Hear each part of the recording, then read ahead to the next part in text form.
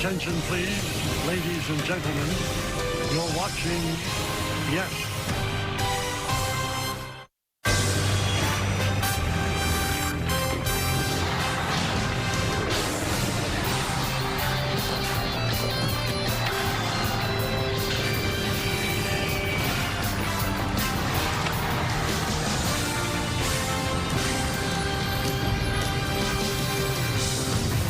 It's a beautiful night for football, but that's not what we have. We have a baseball game, and we have a Home Depot getting it done pitching matchup.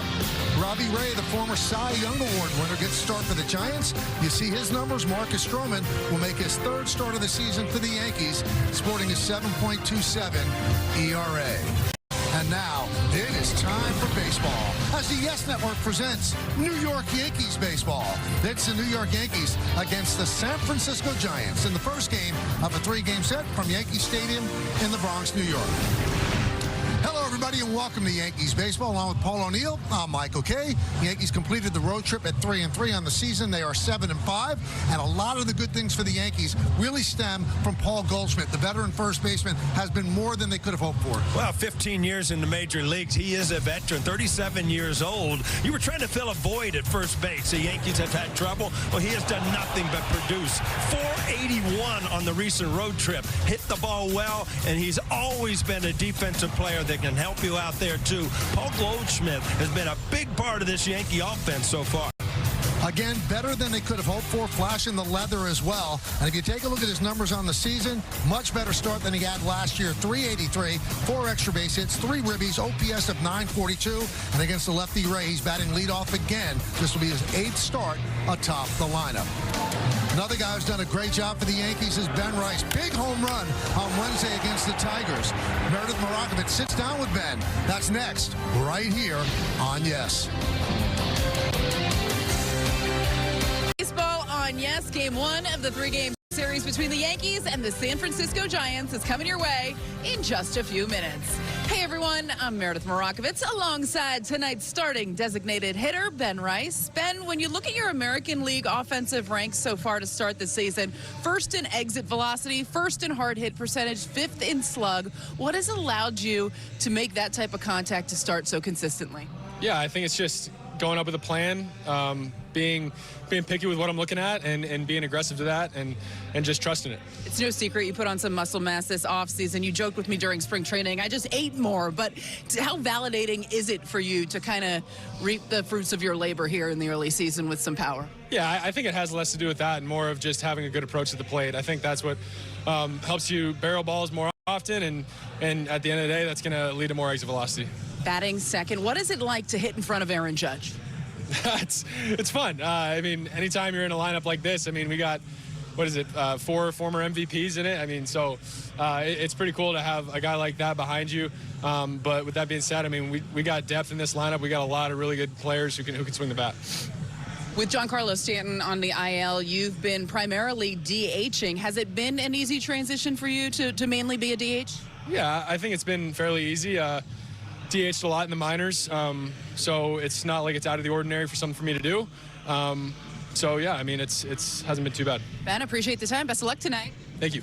Plenty more to come here on the Yes Network. When we get back, Marcus Stroman gets the ball. First pitch in the Bronx after the break.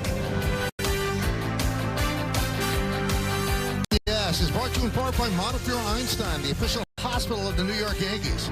By your local Kia dealers. Visit kia.com to discover movement that inspires. And by the New York Lottery, get out there and play. That's 2 pretty good center fielders right there. You know, you do teams pictures of these 2 franchises, so you get pictures like that. That is awesome. Well, the Yankees have taken the field on this chilly, rainy evening at Yankee Stadium. So Marcus Stroman begins his warm-ups. And why don't we take a look at the Giants' starting lineup. Mike Yastrzemski in right field will lead off, batting second. The shortstop, Willie Adames. It's Jung-Hoo Lee, the center fielder, batting third. Cleaning up third baseman, Matt Chapman. Elliot Ramos is in left field, batting fifth. Batting sixth, first baseman, Lamonte Wade Jr. Wilmer Flores, at DH, will bat seventh.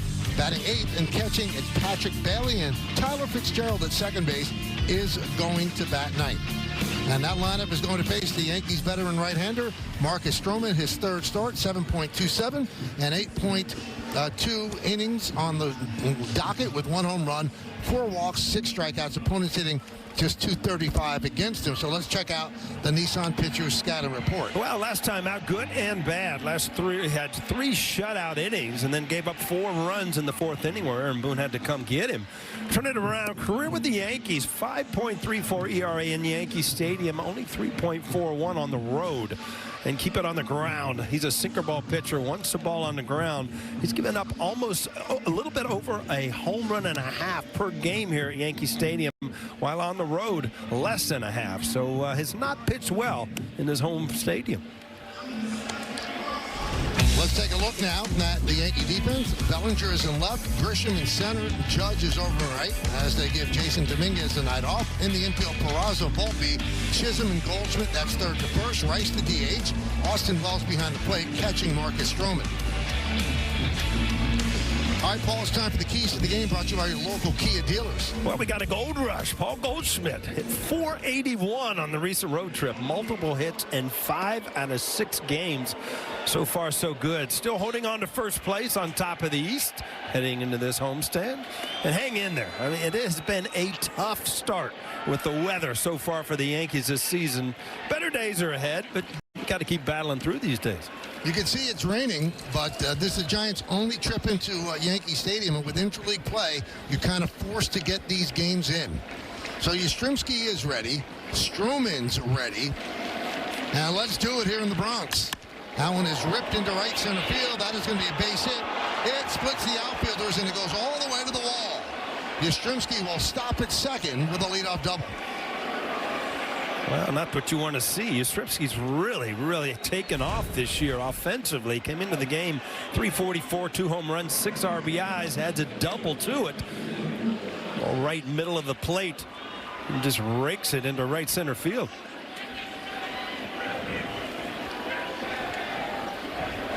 So here's the Giants' big free agent signing, Willy Adames.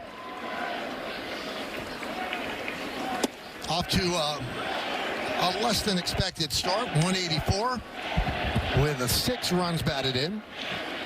He was just 1 for 12 in the series against Cincinnati and San Francisco. Yeah, he was 10th in the MVP voting last year. 32 home runs, 112 RBIs, which were career highs. So they expect great things from him since bringing him over.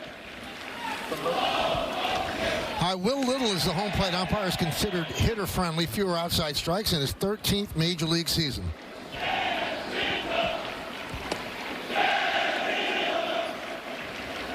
The 1-1.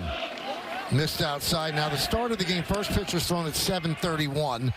So the official delay was just 26 minutes. And the grounds crew got the field ready in a hurry. Way outside, and the count 3-1 on Adames.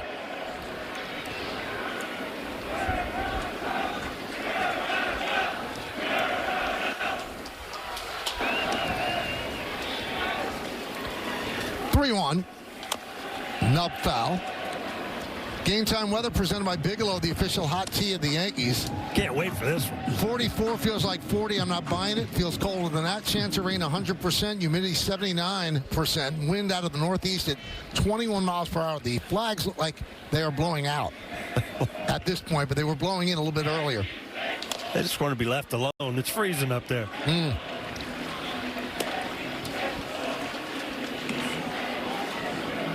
Now they're blowing straight in.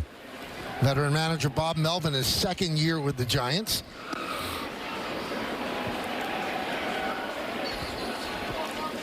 And the 3-2. Just missed the outside corner.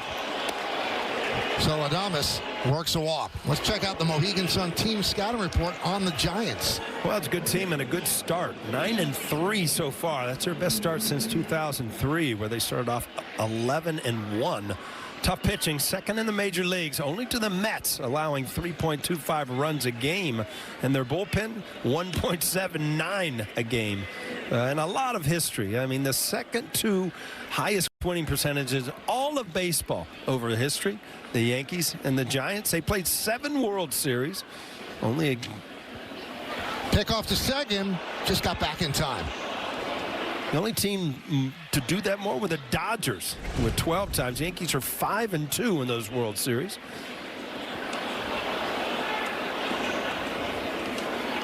So they had Yastrzemski leaning. Jung-Hoo Lee swings through. Lee, another guy's been swinging the bat pretty well. 333. They lost him last year, brought him in as a big free agent from overseas, but with the injury, ran into the wall, banged up his shoulder, tore his labrum. This most of all of last year. The 0-1. 1-1 on Lee. So Stroman in early trouble here in the first inning. Yastrzemski at second. Adames is at first. Crack deep to right field. Judge back, turning, looking, see ya. A 3-run home run by Lee. And just like that, Giants up 3-0.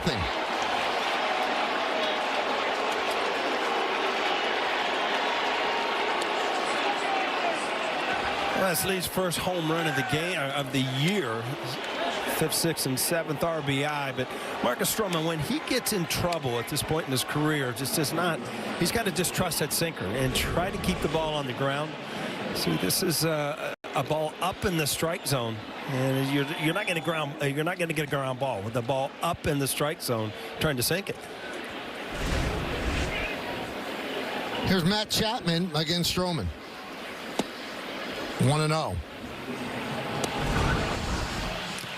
That ball's supposed to be down and away, ends up just middle, belt high. I don't know if it's cold or not, Michael. Major league hitters like that ball right there.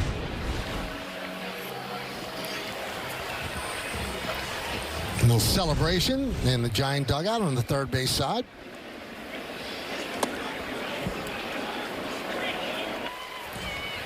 Giants just finished a 6-game homestand. They were 4-2. 3 of the wins of the 4 were walk-off wins.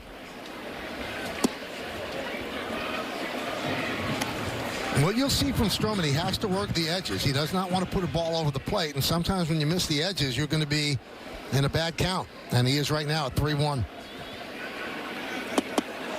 And misses it again. So 4 batters, and they've all gotten on against Stroman. And here comes pitching coach Matt Blake. All right, we see the weather, Paul. Obviously, it's hard to avoid. How difficult is it to play in this sort of weather? Well, you know, you're coming out in the first inning, and, you know, you're warm from the dugout. You're ready to hit. As a pitcher, obviously, it's going to affect the way you grip the baseball. You don't get quite as good as grip when it's cold, but no mistakes. I mean, the Giants came out ready and already have thrown up a 3-spot. But, you know, Stroman has worked behind in the counts. That's just not the type of pitcher he is now. He's going to get in trouble.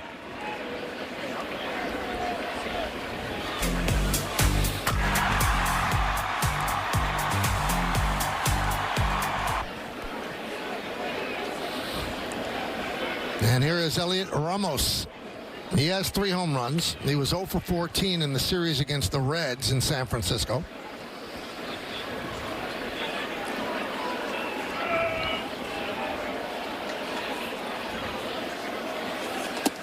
Misses outside.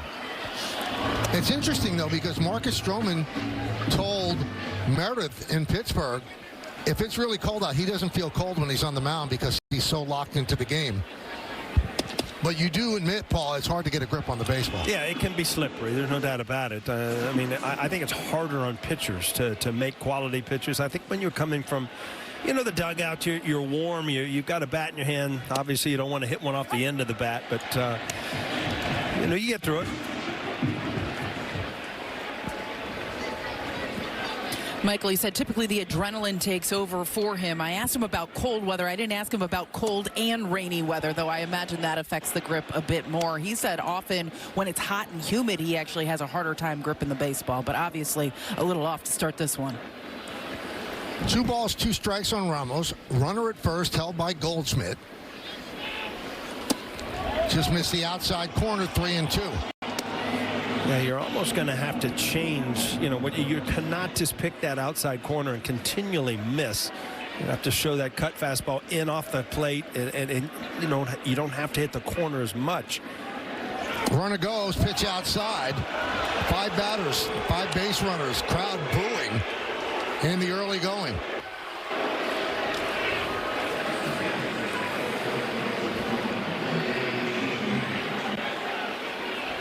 And they're going to get the bullpen up.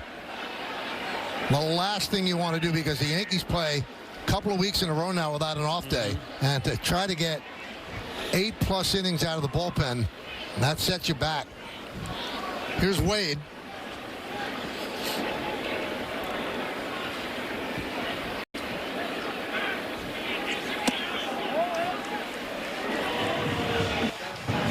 Lamont, 31 years old, 7 big league seasons, good on-base guy. And Ryan Yarbrough will start the throw.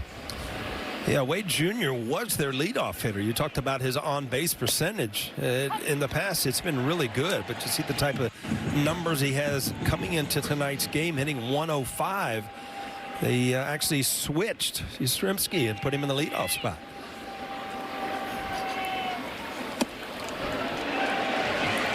One and two. Wade had a .376 on-base percentage in 23 and 24. But so far this year at 146.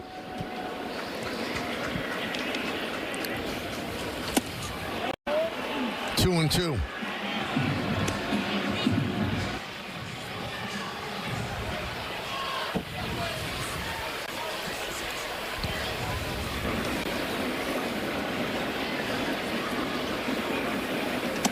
Missed inside, 3 and 2.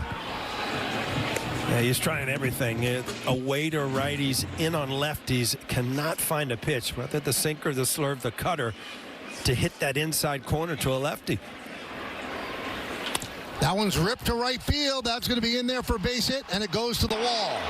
Chapman will score. Ramos rounding third. They're waving him home. Here's the throw. He's in there as well. It's a 2-run double for Wade. It's a 5-0 Giant lead.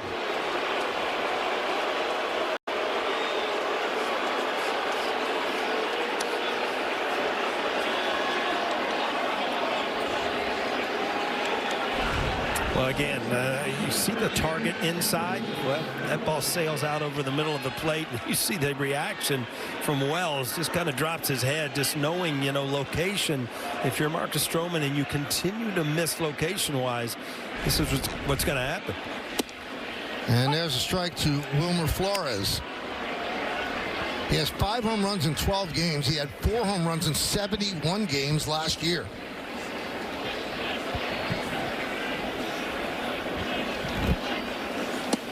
Snap throw to second.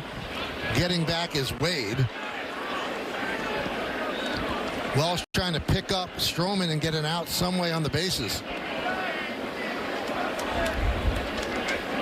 He has struggled in the first inning with the Yankees, 7.26 ERA. That's last year and these games this year.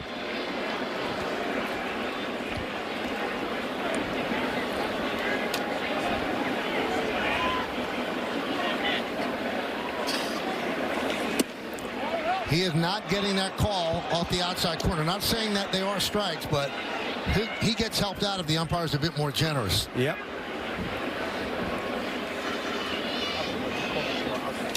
And finally, there's the first out, tipped into the glove of Wells, and a somewhat derisive cheer from the crowd here in the Bronx.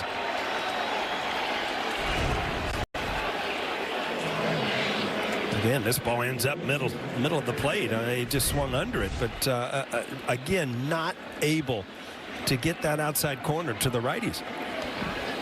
Here's the catcher, Patrick Bailey, number 8 hitter in the lineup. Foul back.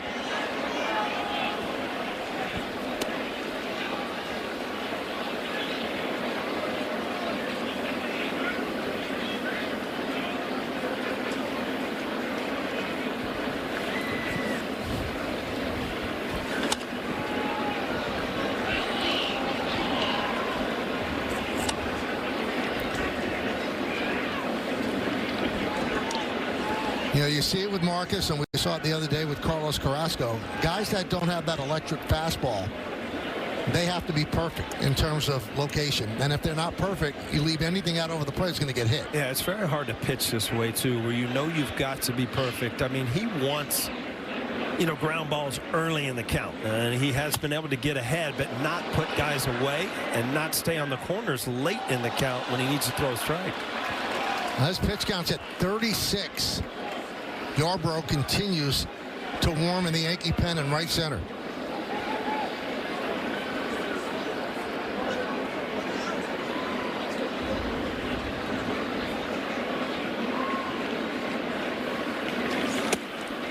Now, Bailey's a valuable player, but he's valuable because he's brilliant defensively. He's subpar offensively. Comes in hitting 194, no homers and 3 ribbies. Just missed the outside. 2-2.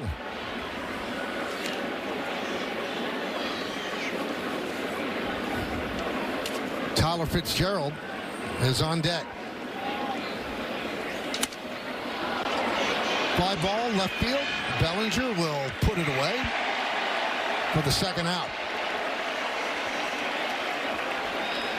Well, if you're Stroman somehow, so you're just trying to climb out of this inning and give Aaron Boone and this Yankee pitching staff a few more innings before they need to go to that bullpen.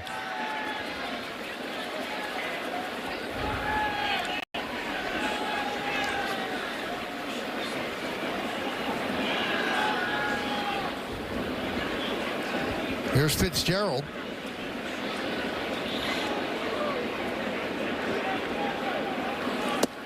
And a strike. Fitzgerald, the 9th Giant to come to the plate. This will be the 41st pitch for Stroman. The 0-1. Missed outside, 1-1.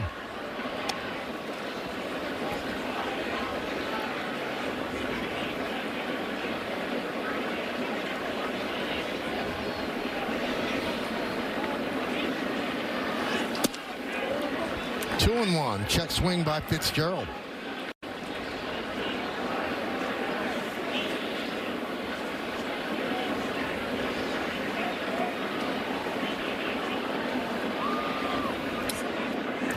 And the pitch. Fouled back. Sinker in on the hands.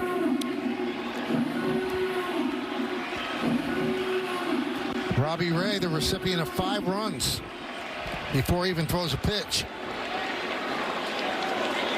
Robbie Ray going to have to go down and warm up again. This has been a long first inning. The 2-2. 3-2. This could be the last batter for Stroman. If he loses Fitzgerald, Yarbrough's ready. They go back up to Yastrzemski. Pitch number 45. They'll do it again.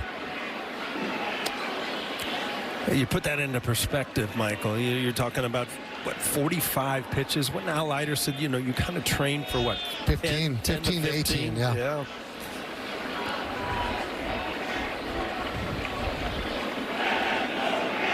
The 3-2. Hit sharply through for a base hit. Wade rounds third. He's going to stop right there. Bellinger will toss it in to Peraza, and that's going to do it for Marcus Stroman. A rough 2/3 of an inning. 5 runs, 4 hits. He leaves runners on first and third. And he throws 46 pitches and really puts the Yankees behind the proverbial 8-ball, having to go to the bullpen here in the first inning. Stroman hearing it from the crowd as they call on Yarbrough to face Yastrzemski. It's 5-0 Giants. They're still batting in the first.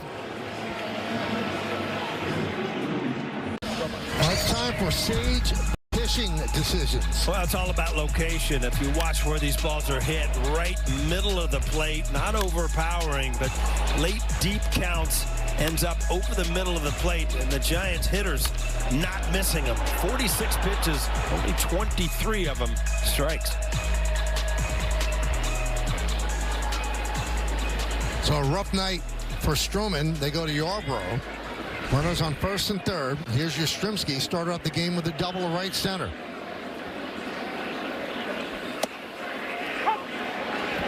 And there's a strike. Michael, did you read in the game notes today, this day in baseball? Yes. Carl Yastrzemski started his career. Got a hit? In 1961. First of 3,419 hits. He had a few more to come. Yep.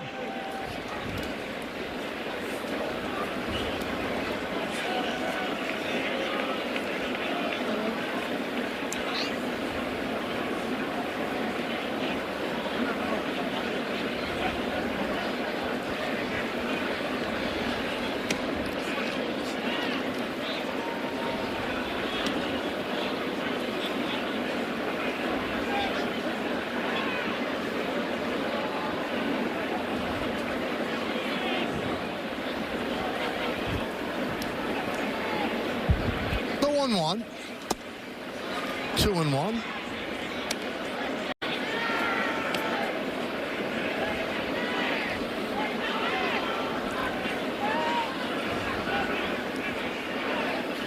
Wade's at third.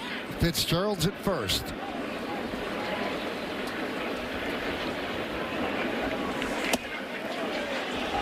And that is strike 3 on Yastrzemski. And the inning is finally over. 5 runs, 4 hits, 2 men left. Giants 5, Yankees coming to bat.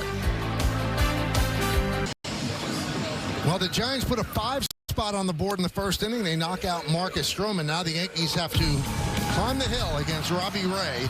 Paul Goldschmidt at first leads off the DH. Ben Rice, Aaron Judge in right.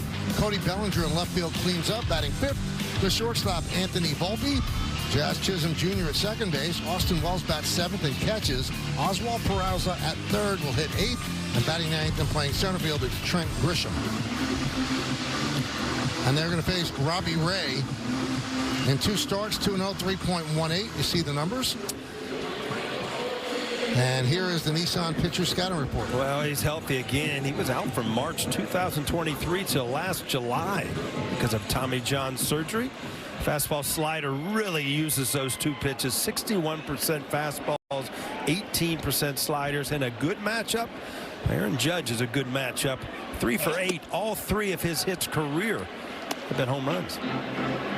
Different mindset for a hitter when he's coming up and it's 5-0 in the first inning. You know what? You know, things are going to happen offensively for you too. You just got to hope that you know, you don't get big and you try to make it up in 1 inning. You know, you play the game. It's not the 8th inning. You know, it's the first inning. You throw a couple runs up here or there and you're back in the game. 2-1.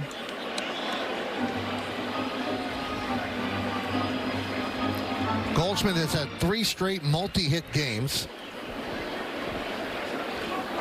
And with his years with the Diamondbacks, played the Giants a lot. He's played the Giants 166 games. 302 batting average, 405 on base percentage, 32 homers, 115 ribbies. 3-1. Cracked foul. Got to make the upper deck. Wow. The ball's almost hit sideways, Michael. That thing's beyond first base or third base over there.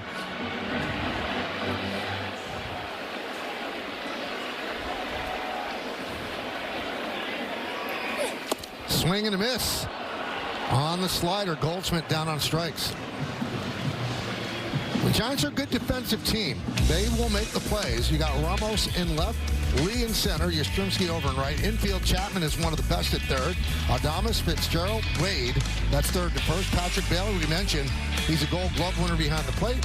Wilmer Flores, the DH, and Robbie Ray on the mound. There's Ben Rice. And a strike. Yeah, Michael, you talk about their defense. They've only made 3 errors as a team all year. So they catch the ball. They've pitched well, especially their bullpen. And that's why they're off to the kind of start that they are. It's amazing. National League West is so good. The Dodgers are 10-4, and they're in 3rd place. Yeah. Padres first, Giants are second. We saw the Diamondbacks. That's a quality team as well. Swing and a miss. Rice down on strikes.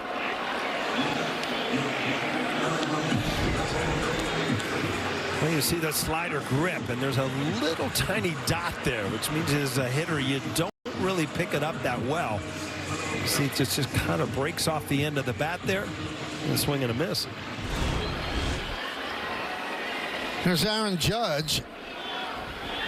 Paul mentioned good numbers against Ray. He takes a pitch inside. He's played 6 games against his boyhood team. 12 for 23, 5 home runs and 10 ribbies against the Giants. And when he was a free agent, he almost signed with the Giants. Remember, Arson Judge has come to an agreement with the Giants. It turned out to be not true, and he ended up signing with the Yanks. Giants offered more money, so did the Padres, but an allegiance to the Yankees coming up through the system. And he signed the 9-year deal with the Yanks, and the Yanks are thrilled. And seems like he is as well.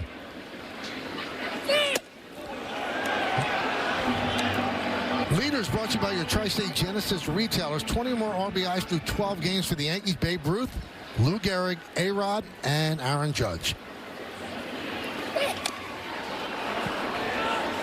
Sounds like a tennis player. I mean, he's grunting on every pitch, Robbie Ray. Yeah, and it's just not the fastball. It's also on the slider and everything. It's all about the arm speed.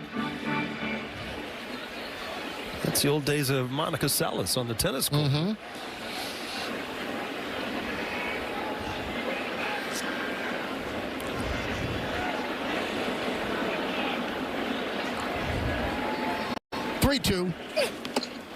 And Judge works a walk. That is his 701st career walk.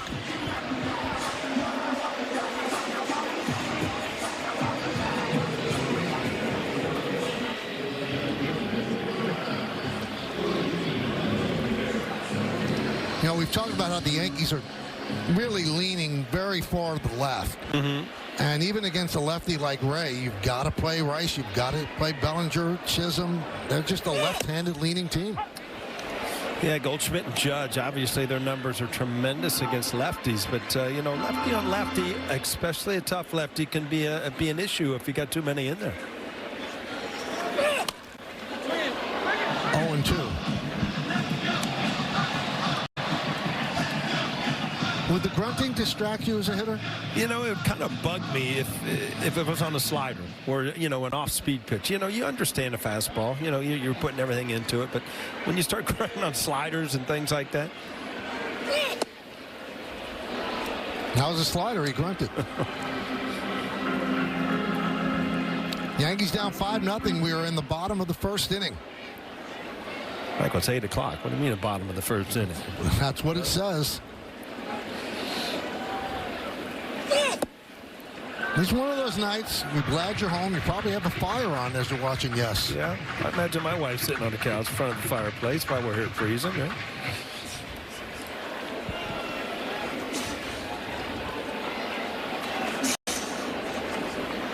Two balls, 2 strikes, 2 outs. Judge at first. Bellinger at the plate.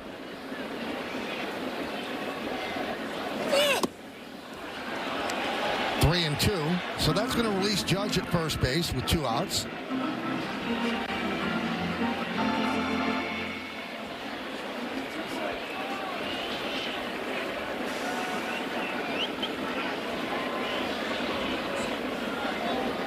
Marner goes.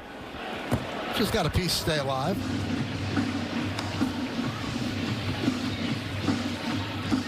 Ray's 33 years old, won the Cy Young in 2021, signed a big contract with Seattle, then had to have Tommy John surgery and was traded while he was injured to the Giants. Swing and a miss. Got the fastball by Bellinger. So 3 Yankees strike out against Ray. We go to the second inning, 5-0. Well, let's check out FanDuel's live same-game parlay.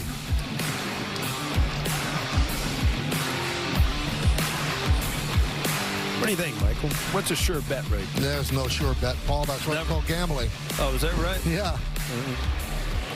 You don't even play the stock market, do you? That's just too hard for you, too harsh. All about money, all about cash. Where's your mattress, by the way? Cash is king right now.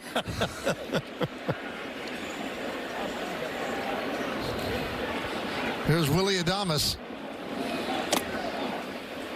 Oh. And that got Austin Wells.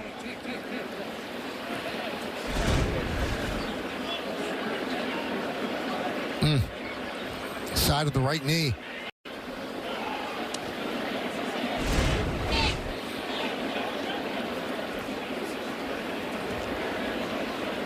So Will Little goes out halfway to the pitcher's mound just to give Wells some time.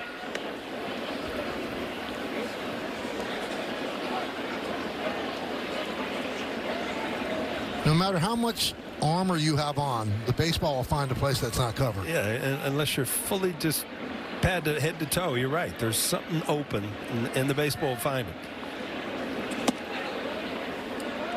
So Yarbrough came on to get the final out of the first in relief of Stroman. He struck out Yastrzemski looking.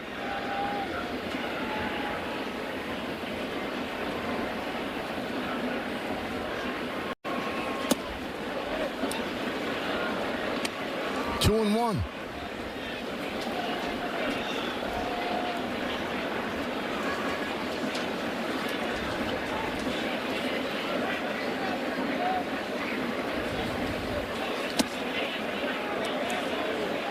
I don't know if you saw the stat. The Giants this year, they have 14 home runs, so that's tied for 13th in Major League Baseball. Not awful, right? The Giants have not had a 30 home run guy since Barry Bonds hit 45 in 2004. That's the longest drought of any team without a 30 home run guy. And remember, this is a sport that's a home run sport now. Yeah, and if you look at their home ballpark, it's a very tough park, especially to right center, left center, to hit the ball out. But you know what? I think Carpenter had 27 last year. It's the closest they've had. I mean, it's just a tough home run park, and it's just not the way this team is built. Check out tonight's injury report brought to you by Montefiore Einstein, the official hospital of the New York Yankees. Clark Schmidt did well in his rehab assignment last night at Double-A Somerset. 4 innings, 3 hits, did not allow a run, did not walk a batter, struck out 4 through 61 pitches. So he's expected to make his season debut in the Bronx either Tuesday or Wednesday. And Michael, I asked Aaron Boone what that means for this Yankees rotation, and he said not ready to say who's exactly going to be the odd man out yet. They still had some internal discussions that needed to take place, and he wanted to talk to Clark. He had not talked to Clark since making that rehab start when he met with the media earlier today. He did say, though, that earlier today when he got to the ballpark, he watched that outing and was really impressed by what he saw, how sharp Clark was. If you want to be impressed, that's an impressive play by Volpe. It certainly was. He had to go a long way to his right here, and then to be able to throw across your body on a wet night, so you could leave fairly easily at first base.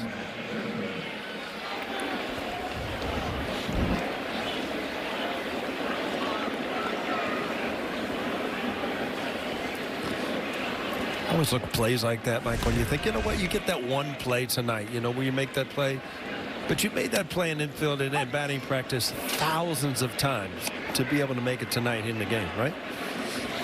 And the Yankees need to get outs right now. They're going to have to get all these outs out of the bullpen, so you don't want that squeezing through, and then you have to face 2 more batters rather than 1. The 0-1 upstairs.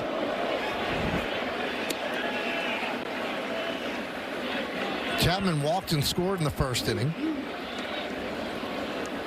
First 6 batters reached. Double, walk, home run, walk, walk, double.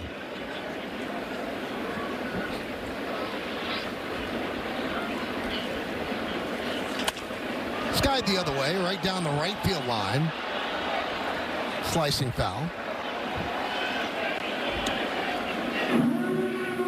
It's really coming down, and they started the game, and it was raining. So that's a commitment to play through this weather, because you don't know about the weather tomorrow, and we mentioned at the start of the game, interleague play forces this. A team only comes in once.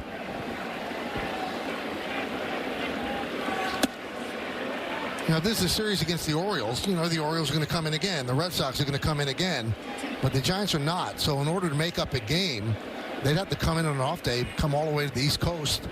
That's tough. 2-2. Outside 3-2. 5-4-0 for the Giants. 0s across for the Yanks.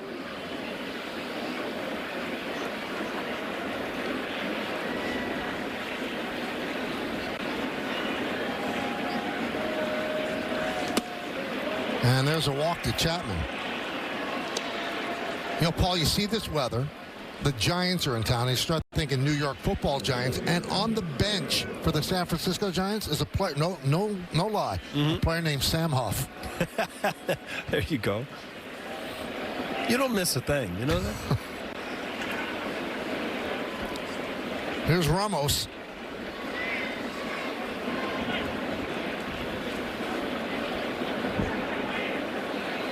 New York Giants played some really epic games across the street in the old Yankee Stadium.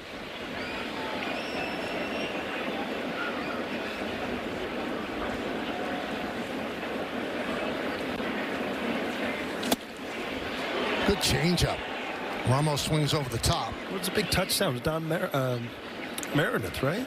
No. Are you thinking of Alan Amici?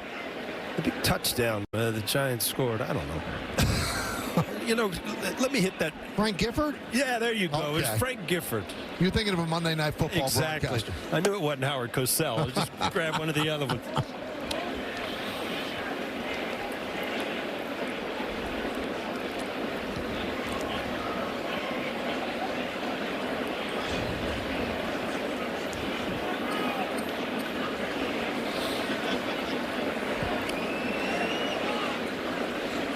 And that's why to this day, Paul, they're still referred to as the New York Football Giants because they used to be the New York Baseball Giants. Like it.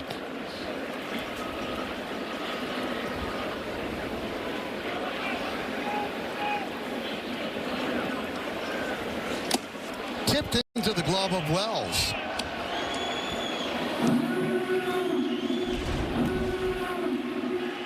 That sidearm delivery. The ball actually looks like it rises. They say it can't, but the ball actually kind of tails up.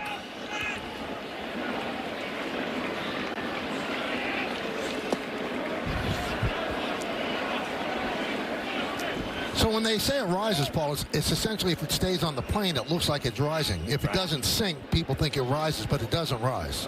I would tell you, I swear to God, when I faced Dwight Gooden in his day from the Mets, his overhand delivery and his high fastball looked like it jumped a foot vertical up. And it just, I guess it goes against science. Popped up, backing up Goldschmidt. He reaches up to make the play, and that'll do it. No runs, no hits, no errors, and one man left on base. We go to the bottom of the second. It is time for Pinstripe Pride, brought to you by Toyota, the official hybrid vehicles of the Yankees. And tonight's picture is of Aaron, who's celebrating his first birthday today and loves watching the Yanks with his mom and dad. I wonder if he was named after the right fielder. There's a lot of Derricks out there of a certain age. Use the hashtag Toyota Pinstripe Pride. Mention yes in pictures you post to social media to reflect your love for the Bronx Bombers. We might spotlight you in a future game. Anthony Volpe leads off against Robbie Ray. Pitch outside, 1-0.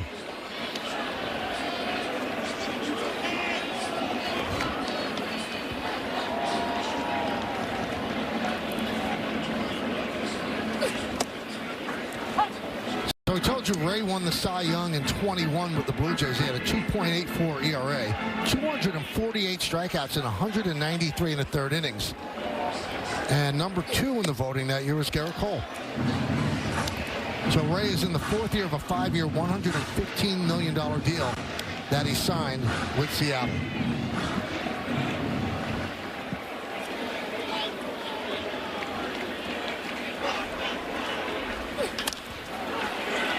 Now, that first year with Seattle, 2022, had a 3.71 ERA, 189 innings.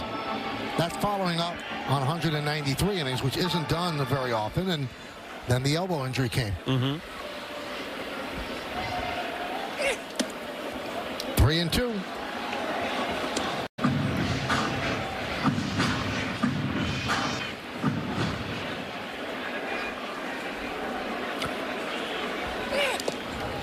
And Volpe works a walk.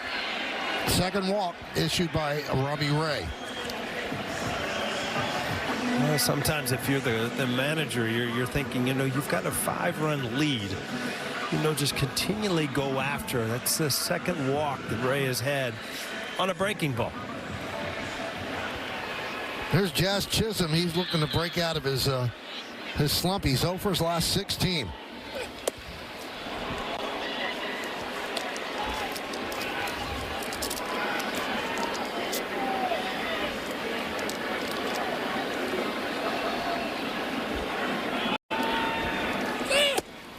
You know, he's one of the players that's very forthright about playing in the cold. Doesn't like playing in the cold. And he said that's not the way the game is supposed to be played. Well, you know what? When there's 162 games to be played and you're playing in April, you never know. But, you know, when you grow up in the Bahamas, you don't see weather like that. Absolutely. But I thought Alex Cora, the manager of the Red Sox, had a great line. He said, we always complain about the weather in April. We never complain about the same weather in October. Yeah, exactly. That's a good point.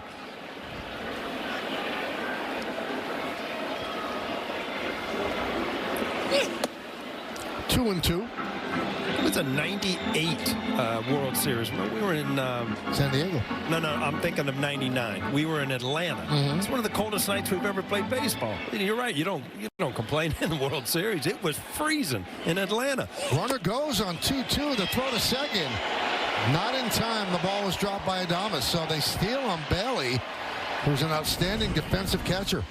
Well, just got a great jump. Kind of just went on a first move there. And his first stolen base of the year. Again, you've got a lot of ways to chip back at it. And the Yankees love the speed on the bases. You know, if you can get in scoring position and try to tack a couple runs on, get back into this game. Grounded foul.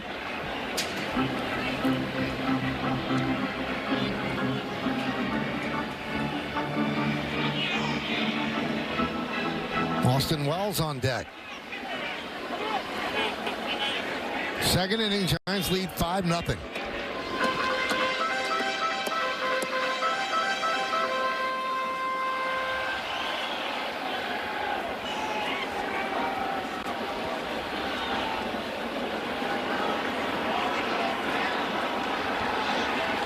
Swing and a miss, got it right by him. Fourth strikeout for Robbie Ray. 22 strikeouts this season for Jazz. Tied for most in the majors with two other players. Yeah, up in the strike zone, and he's got a little hop on it. You see it just got by Jazz. That's the four-seam fastball, and it just runs up and in and gets by him.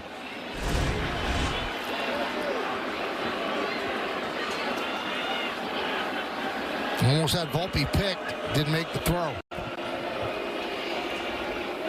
Although that was his first stolen base, we remember last year how good he is at stealing third. This would be an ideal time, although it's an easy throw for a catcher with a left-handed hitter up there. It's got the other way and out of play.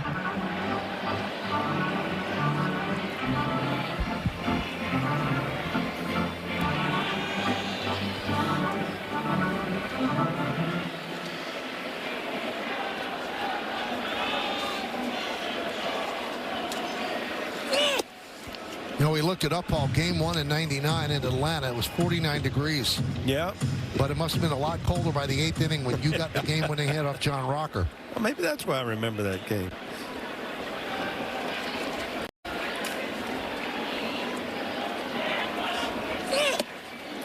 You know what's weird about that is I just had this flashback. I had the most odd experience after that because, you know, if you're part of what happens in the game, then you have to walk down the hall to the press conference room. Well, I got that hit. So as I'm walking down, John Rocker is walking back. So I have to walk right by this guy in the tunnel. Popped up. Chapman. Wynn takes it, and it takes it out of play. That ball was in the field of play, and the wind took it so much, it took it out of play. Yeah, you're looking at Chapman, looking at the flag. You're saying, are you kidding me? This ball's coming straight down to me, and then all of a sudden, you know, I've never seen balls in Yankee Stadium do this. It works like this in Fenway Park a lot because the stadium is so low. The wind really affects the baseball.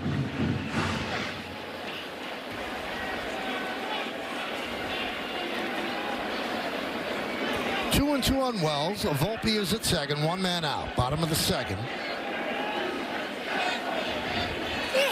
Drilled deep to right field. Going back, Yastrzemski on the track, at the wall. See ya! A home run. No, they're saying it stayed in the ballpark, so it'll be a double for Wells, and scoring is Volpe. Well, probably going to have to watch a replay off the bat. I thought this ball was heading for the Bronx, but possibly could hit the top of the wall. I thought it hit the concrete on top of the wall. What you mean it's out? Yeah.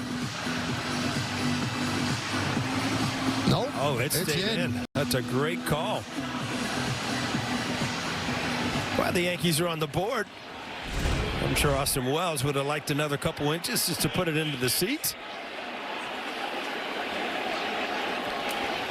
Well, the umpire is going to look at that. They could call that on their own to look at it, but they're going to see it hit off the padding, and it comes right back down on the field. I mean, that hit halfway in. This is the a crew padding. chief review of a possible home run. You know, if you're the hitter, you're thinking, how come it can't just ricochet into the stands? How's it got to come back? It looked like it actually hit a seam in the padding, which would have, you know, kind of held it in a little bit. And as they're reviewing, the grounds crew comes out, try to make the field more playable. You're right about one thing, Paul. That ball was scorched, and the fact that it didn't get out, it shows you the wind affected that because it is blowing toward third base. After review, the call on the field is confirmed. The ball is in play. 1 run scores. Runners at second, batter runners at second base. Look at his reaction. Yeah, I know I got this one. Looked in the dugout. Yeah.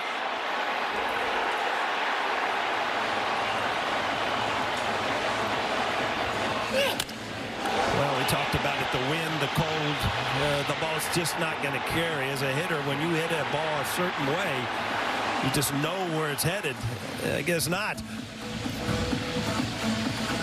The opposite thing happened in Detroit with Ben Rice, where it hit over the line, but the umpire never signaled with his finger whether it was a home run. He's supposed to make a circular motion, and you know, Ben Rice ran and stopped at second base, but then it turned out that they looked at it and it was definitely a home run.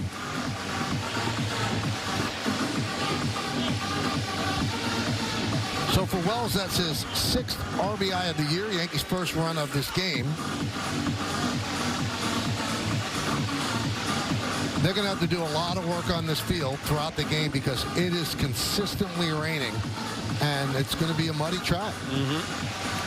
Well, you knew what you were getting into when you started this game. I mean, you said it, Michael. You got to get through these games. If it's not pouring down rain, you can just keep the field good enough where hopefully nobody gets hurt. But Yankees got off to a tough start. A long first inning here, giving up the 5 runs.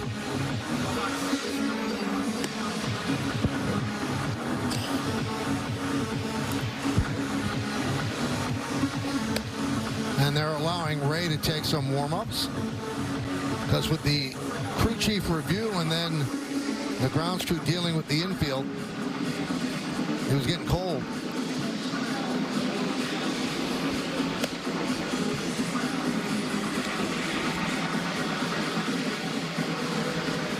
Well, if you're wondering how much the wind knocked it down, it was hit at 106 mile per hour exit velocity, 32 launch angle. And the major league batting average on those same balls, 912, and it's a home run 91% of the time. Yeah.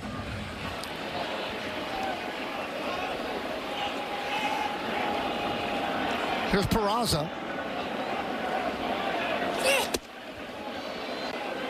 0-1. A lot of time for the Yankees to get back in this.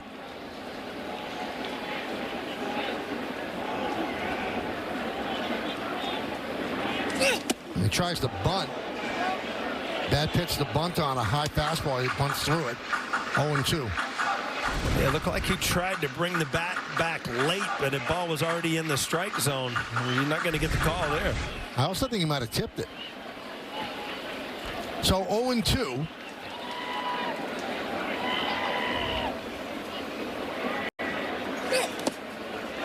One and two. You feel like you're watching Carlos Rodon throw here?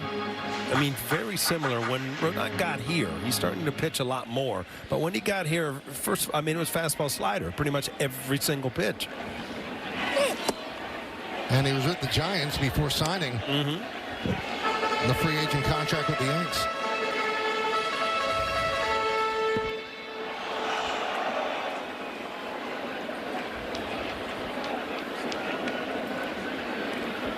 2. Missed outside, 3-2. Peraza works it full.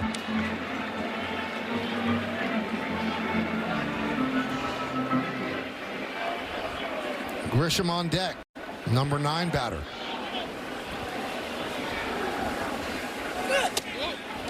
And he walked him. 3rd walk issued by Robbie Ray.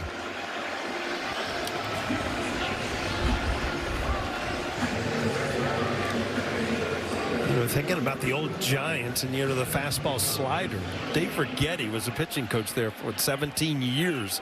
Been gone for a while, but that was his way. But he became a good closer, you know, with just the 2 pitches.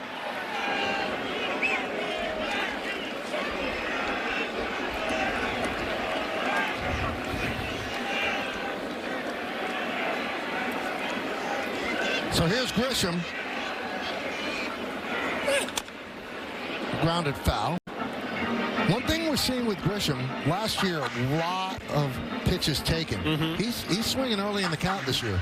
You know, when he got a good opportunity, I mean, as a utility player, which, you know, he's a defensive specialist, no doubt about it. But, you know, his time is going to be cut down when, you know, the regulars are out there. But coming out of spring training, when everything is, you know, you're playing every day, you're going to play much better baseball. And I think that's what has happened to him, that he had a good spring. And then he got an opportunity early in the year to play where, you know, he was still he's not rusty. And because he's hot, Boone's trying to get him in there almost every day. Time call by Grisham. Told you Will Little behind the plate. Ryan Addington at first. Ryan Willis at second. Lance Barksdale is the 3rd base ump. First and second, 1 man out, 1 man in. 5-1 Giants.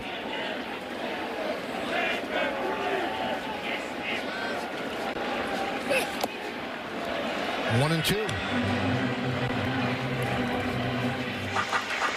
You know, you mentioned fastball slider. He is working on bringing back his changeup. He learned a new grip from Tarek Skubal, which is not a bad guy to learn it from. Ray texted Skubal last year, and Skubal sent him the kitchen sink, pictures, video, everything.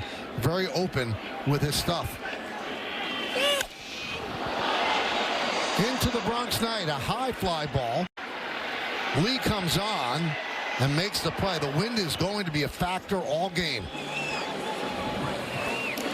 Let's take a look at Ray's arsenal on StatCast 3D by Google Cloud. Well, you're going to see some secondary pitches. But if you break it down, you see that 61%, 18%. That's almost 80% of the time you're going to see that fastball slider. Now, the knuckle curve, once in a while, I think the changeup is the pitch that is really going to get him back to being a complete pitcher. So here's Goldschmidt, struck out in the 1st inning.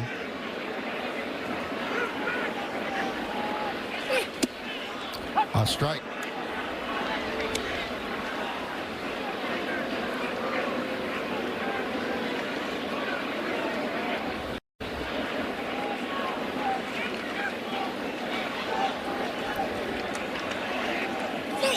Almost hit Goldschmidt, spins out of the way. Well, again, you take opportunities. When you give up 5 in the 1st inning, you figured, you know, we're going to have to pretty much score on every opportunity we have. And you've got you got the Yankees' hottest hitter up there with an opportunity to drive in runs here with 2 outs. 2-1. They're making Ray work. Now, getting into the Giants bullpen is no walk in the park because they are good. They've got an incredibly low ERA. That's a good bullpen. A lot of pieces out there. 2-1 is not made. The inside move. Chasing Wells back to second.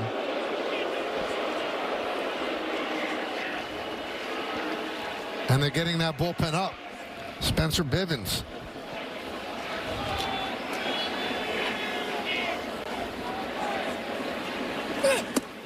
Missed outside.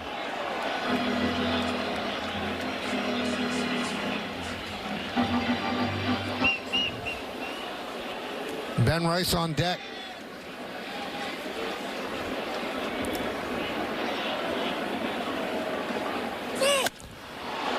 fly ball. Right center. Lee makes the play, and that'll do it. 1 run, 1 hit, 2 men left. Yankees on the board. It's 5-1 as we go to the third. The Yankees baseball on Yes is brought to you in part by Delta, the official airline of the New York Yankees. Delta, keep climbing. I've got a stack. Gonna knock your socks off. So the I need my socks. Don't give it to him. That's true. The Wells ball. So he told you the exit velocity, the launch angle. Right. It's projected to travel 408 feet. Wow. That ball, right? And it actually traveled 358 feet. So it knocked it down approximately 50 feet because of the wind. That's amazing. Well, hitters know. I mean, there's some balls, you hit and you think it's got a chance, and sometimes it gets out, sometimes it doesn't. But when you crush one like he did, you just know it's gone. There's a strike to Wade Jr. He had a 2-run double in the first inning.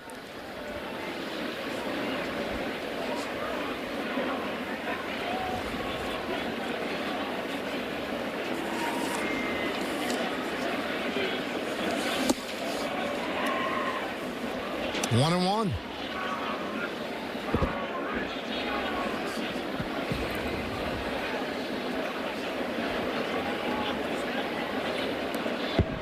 Volpe shades up the middle.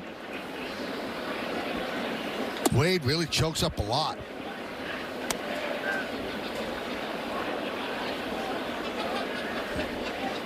Brings it down a little bit this time, but kind of inches up as he goes along. You see a lot of the hitters when you go up there, you get your grip on a bat when it's raining, and you don't even lose contact with. You don't move them. Another great play by Grisham. You almost expect everything in center field to be caught, and he doesn't look like he's running. It just gets great reads, great route to the ball. Makes it look a lot easier than most. One thing that the Giants stressed in spring training this year, Yarborough liked to play, was making contact, going the other way.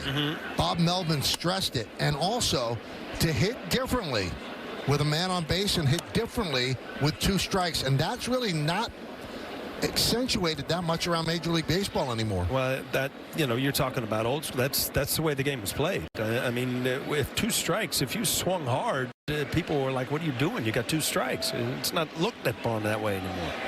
And they probably think in that ballpark, we're not going to hit 270 home runs, so let's do the right thing and play situational baseball. They're also trying to go first to third a lot as well. So pushing the envelope, putting pressure on the defense. And so far it's worked out. They've started 9-3.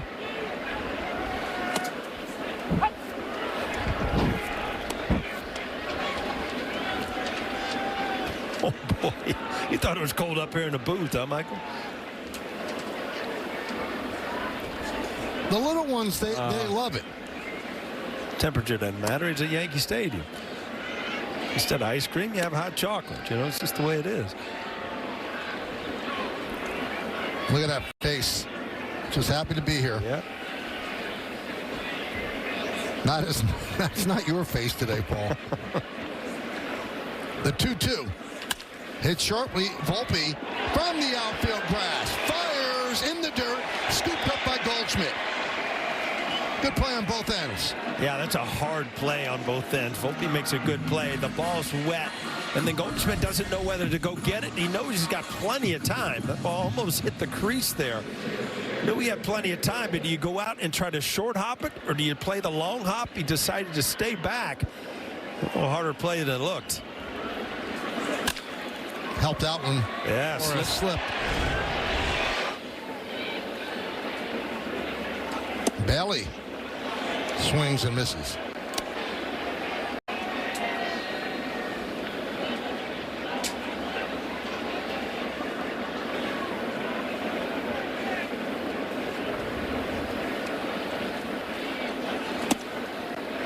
One and one.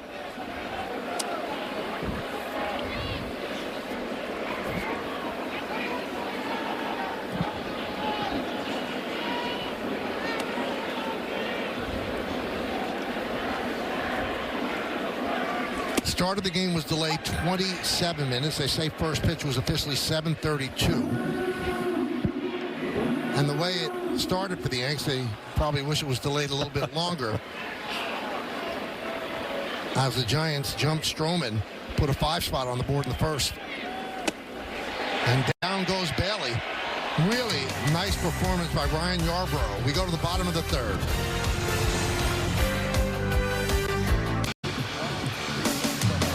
The Yankees baseball on Yes is brought to you in part by Untuckit. Find the perfect fit today at untuckit.com or more than 80 stores worldwide. By Mohegan Sun, something's always happening at Mohegan. And by Nissan. At Nissan, we make cars that thrill. Experience the thrill for yourself today. Shop NissanUSA.com. You talked about Yarbrough. What a great job he's done. But you just got breaking it down now. He's got 37 pitches tonight, Michael. Season high is 38. But you remember, he in the past has been a starter. And he was part of the opening act there down in Tampa Bay where they would bring him in. So you wonder if you can, stretch him out to get another inning in. I think they might. There's nobody up in the Yankee bullpen.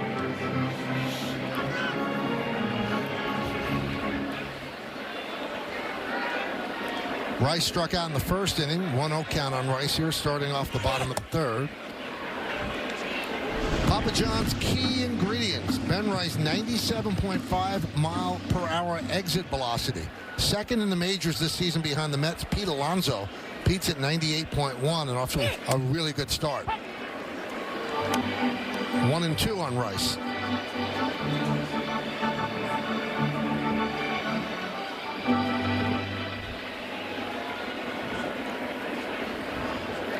And the pitch. Fouled the other way. I was talking to Meredith before the game, and everybody's crediting the high exit velocity because he put on a lot of muscle. He said, I just think it's having a better approach. Maybe it's a little both. Yeah, I'm sure. And he's probably a little bit more comfortable where he is at the plate now. They kind of broke his swing down the other day where he's opened up a little bit more, where, you can see the ball a little bit better, wait a little bit longer, which enables you to, swing a little harder. Swing and a miss. Swings through that. Strikes out twice. 1 away. Again, Ray has had a lot of success late in the count, going to that high fastball against the Yankees.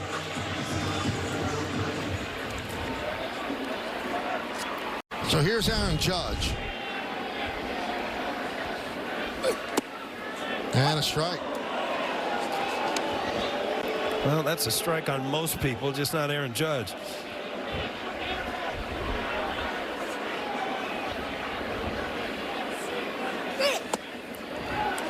Judge walked in the first inning. 20 RBIs on the season.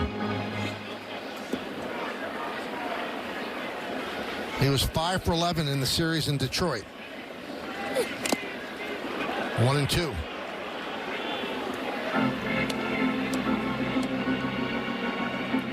And he's not only driving in runs, he's scoring runs. 14 runs scored. You see his standings in the majors. Home runs, ribbies, slugging, and OPS. Foul back.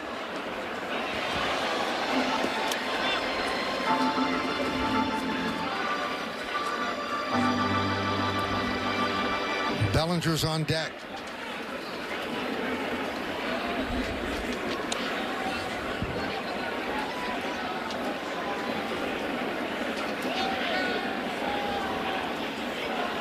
And the pitch.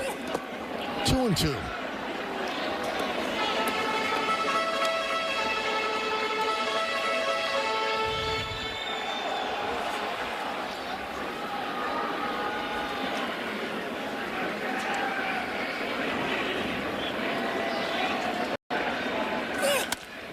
Grounded foul outside of third.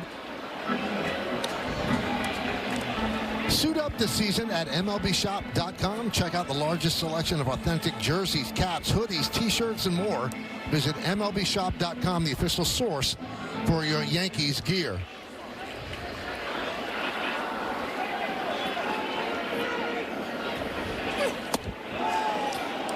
That had to be videotaped from before, right? You can't run to the gift shop when Aaron Judge comes back. I think that might be live. Uh-oh. Yeah. People need sweatshirts.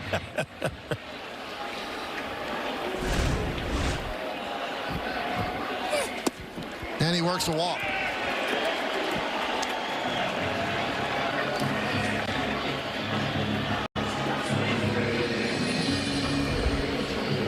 So here's Cody Bellinger, struck out in the first inning. Cody was 1 for 8 in Detroit. Also missed the game because he got food poisoning from chicken wings. And he promised he will not have chicken wings for 5 years. Or ever.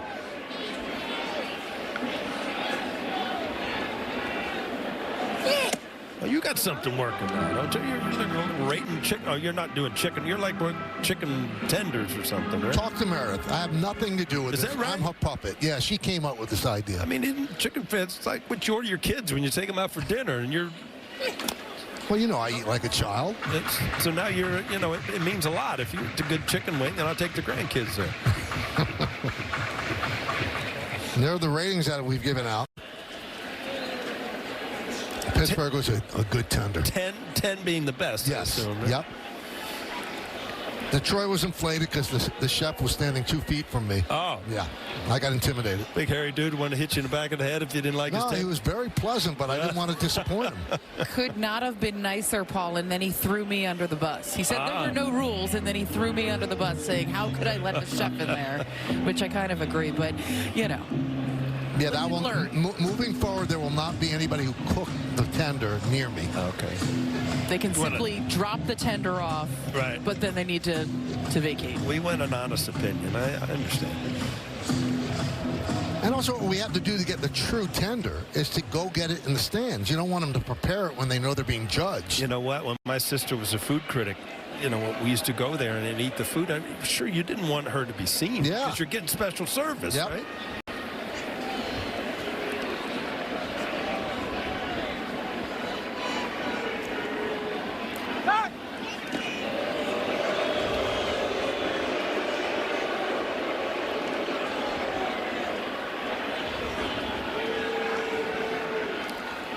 Judge at first with 1 out. We're in the bottom of the 3rd inning. It's 5-1 Giants. First game of this 3-game set.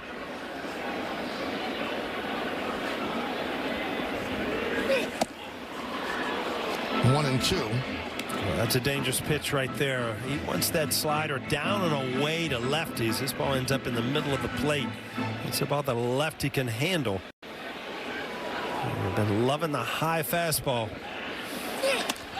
High fly ball, right field. Yastrzemski makes the play.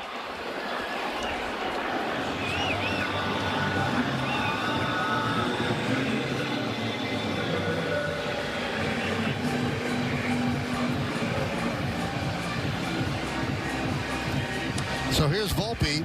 He walked, stole a base, and scored the Yankees' only run. That was last inning. He scored on Wells' double off the right field wall. Anthony hitless in his last 11 at-bats.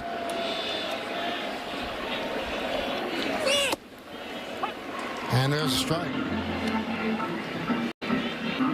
7 of Volpe's 11 hits this year have gone for extra bases, 3 doubles and 4 home runs.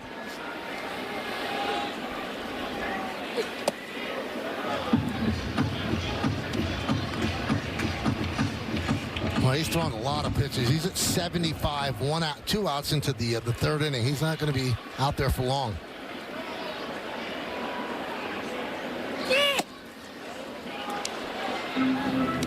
Two and 1.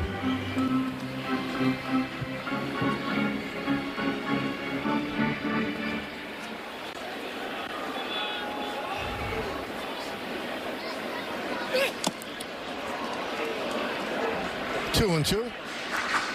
Check out the optimum. Don't take slow for an answer replay. This is stolen baseball. Yeah, he got a great jump. Again, only his first stolen base of the year. Hopefully many more to come for Yankee fans.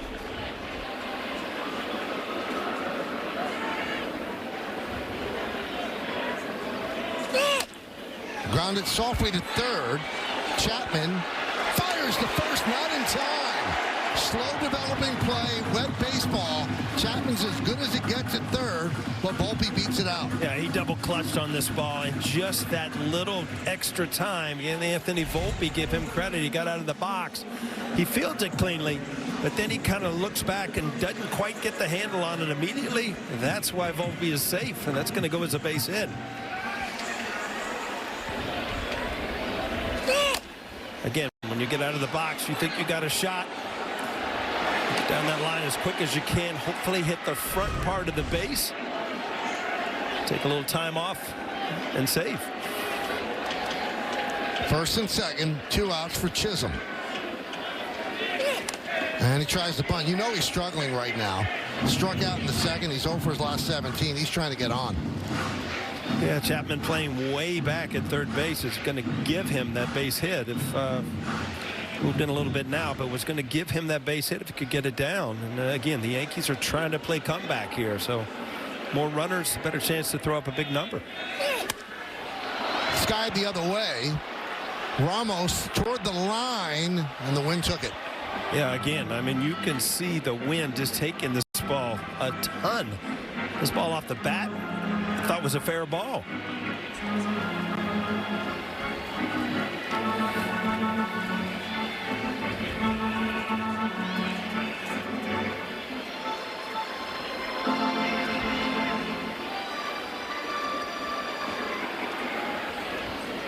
Judge at second, Volpe's at first. 2 men out, bottom of the third. Yankees down by 4, 5-1.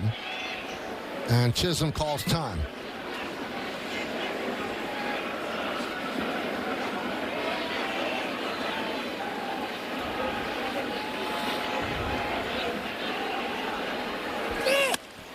Skied to left field.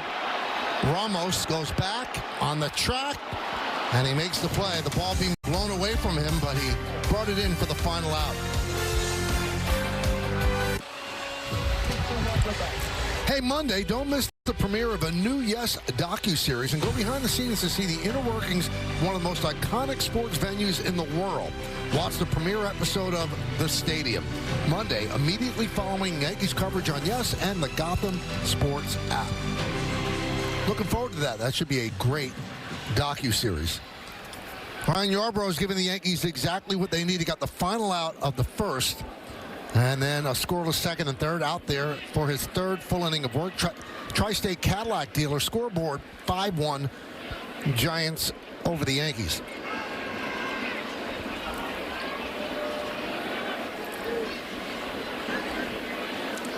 Fitzgerald swings and misses. There's such a history with these two teams. Paul to tell the times they've met in the World Series.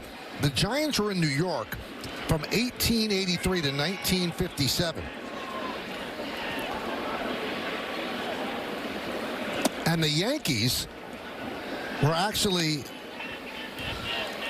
tenants of the Giants at the Polo Grounds from 1913 to 1922.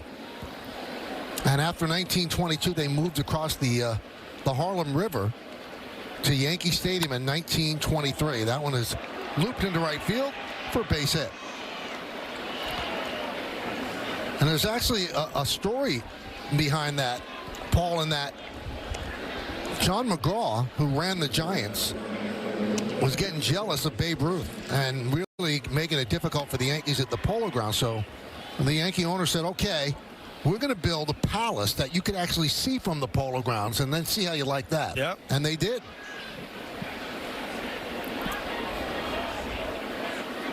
And so the house that Ruth built was really the house that McGraw said to build, right? Because of Ruth. Yeah, exactly. And when they opened the new ballpark, they won their first World Series, the Yankees did. And then when they opened the second Yankee Stadium, they won to the World Series, but they lost to the Reds. And when they opened this ballpark, they went to the World Series and won in 2009.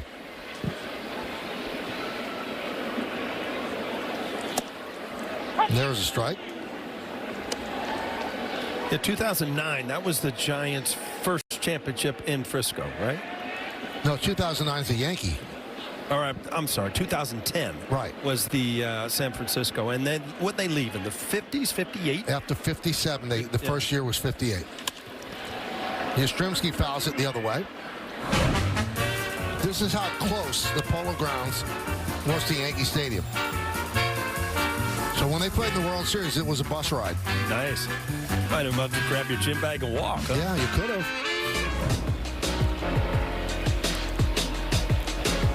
And now this apartment complex and the old Yankee Stadium, where it goes, is way outside. So a stolen base for Fitzgerald.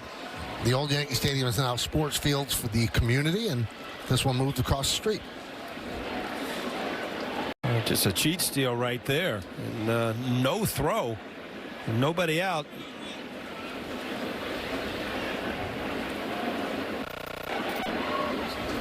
The 1-2. Rip foul. I remember driving over there because this is back when my son Aaron, he was a big basketball player. So we drove over to, we were on the way to the ballpark, and I told him to go over by Rucker Park.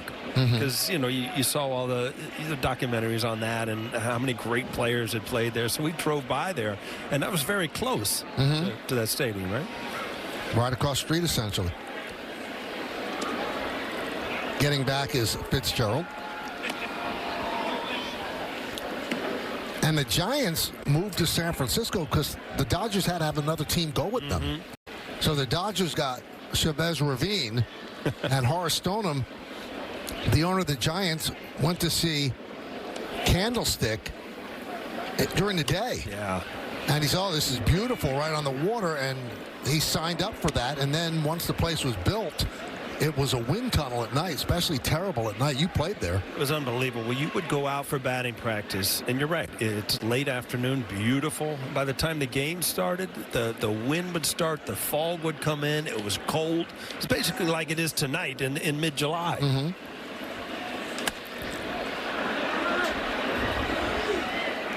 We saw those pictures, great pictures of Willie Mays and Mickey Mantle, and you wonder, you know, what he would have done career-wise not playing in Candlestick as long as he did, because it wasn't a great ballpark to hit in.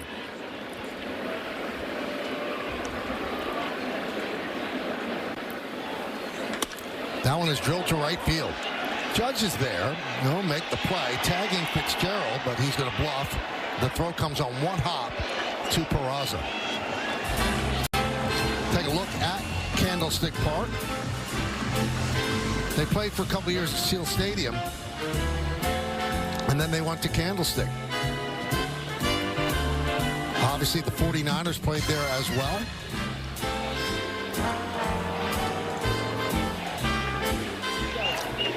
Nice performance by Ryan Yarbrough.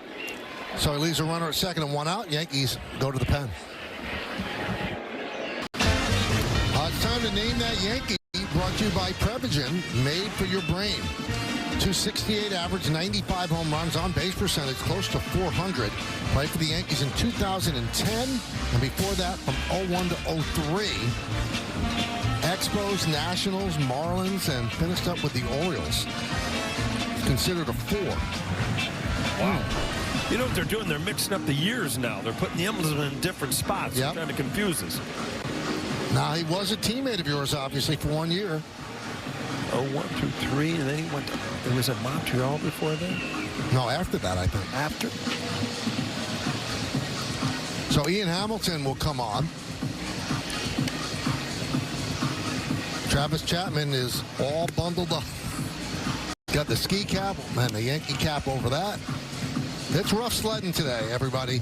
You know, obviously, it's a great thing to do, play baseball or announce baseball for a living, but these are adverse conditions for these players today, for both teams.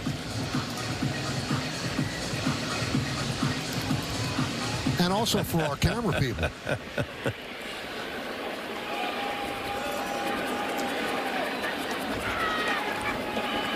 Really awesome job, guys.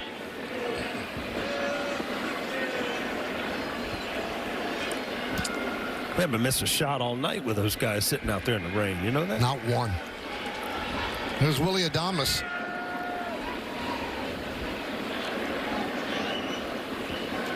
Throw to second. Fitzgerald dives back. So you see Adames is wearing number 2. And he wears number 2 for Derek Jeter. Absolutely idolizes Derek Jeter. And he met Derek Jeter when he was with Milwaukee here at the stadium. And he said it was a bigger moment for him than his first game in the big leagues. He said, I don't even remember a lot of it. I blacked out. That's amazing. Yeah. You understand that, the players are, kind of you're in awe with, but bigger than your first major league game? Wow. That's some play by Peraza. Nice. And they turn it into 2. A strong throw by Goldschmidt gets Fitzgerald trying to advance. Sparkling defense by the Yankees under adverse conditions. Yeah, this is picture perfect. I mean, the play is made, good play, and then a good play by Goldschmidt for a good throw. That's a double play you don't see every day. Let's go to commercial, Michael. Well, let's check out the T-Mobile coverage cam, and we just saw what the coverage cam saw. Well, I mean, again, you got to do fundamentally everything right for this play to go right, and the Yankees did. Double play, head to the dugout. 5, 3, Volpe 6. That's how you score a double play. Volpe, you're not getting to the bag. I'll hold your shoulder back. Really good play. Tri-State Cadillac. Their scoreboard shows us 5-1 Giants over the Yankees. Robbie Ray still in there for the Giants. He threw 22 pitches in the first, 33 in the second, 26 last inning. That's good for 81. And he'll face the bottom third of the Yankee order, Wells, Peraza, and Grisham. Wells drove in the Yankees' only run. Doubled off the top of the wall in right field. Probably, what would you say, an inch away from a home run? Easily. You know what? It hit the seam of the plastic, which probably kept it from going into the stands, but still, that ball is probably halfway up the bleachers on a regular night.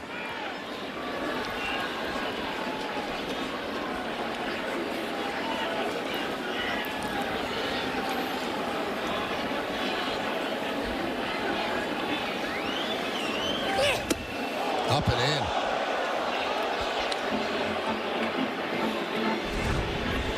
That's how close. You see the little cut in the plastic there? It just hit in the seam, which kind of squashes it and keeps it from really bouncing high. 1-1.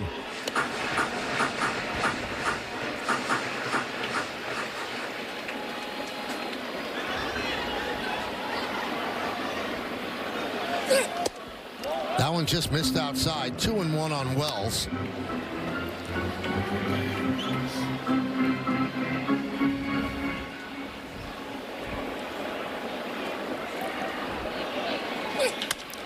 Grounded to second.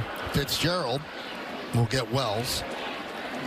So tell me if you see this, Paul. Before the Cy Young season in 2021, he'd been walking a lot of people. He tweaked his delivery, and what he did was he studied Aroldis Chapman. And he studied those mechanics, and he started to do Chapman's motion, the coil up, and his command came back. Do you see Chapman at all? He does tuck a little bit like Chapman does, but Chapman was much more over the top if you think about it. He kind of, as you say, coils by tucking his shoulder in there in his glove, but his arm angle is not anything close to it because he comes around the ball where Chapman was right on top. Right.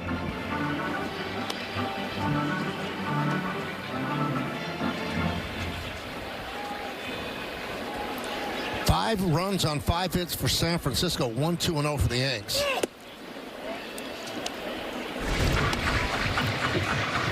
From a left, you see how he turns his back. It'd be kind of tough to see, but he does drop his arm so you can pick up the ball a little bit easier.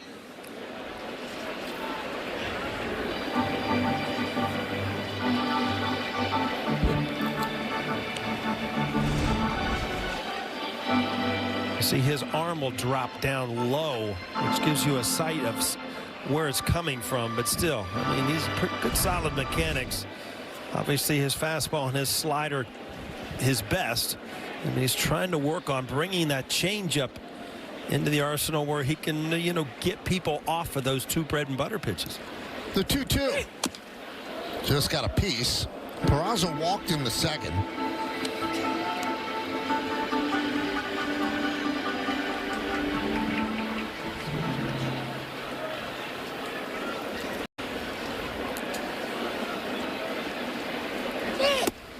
3-2.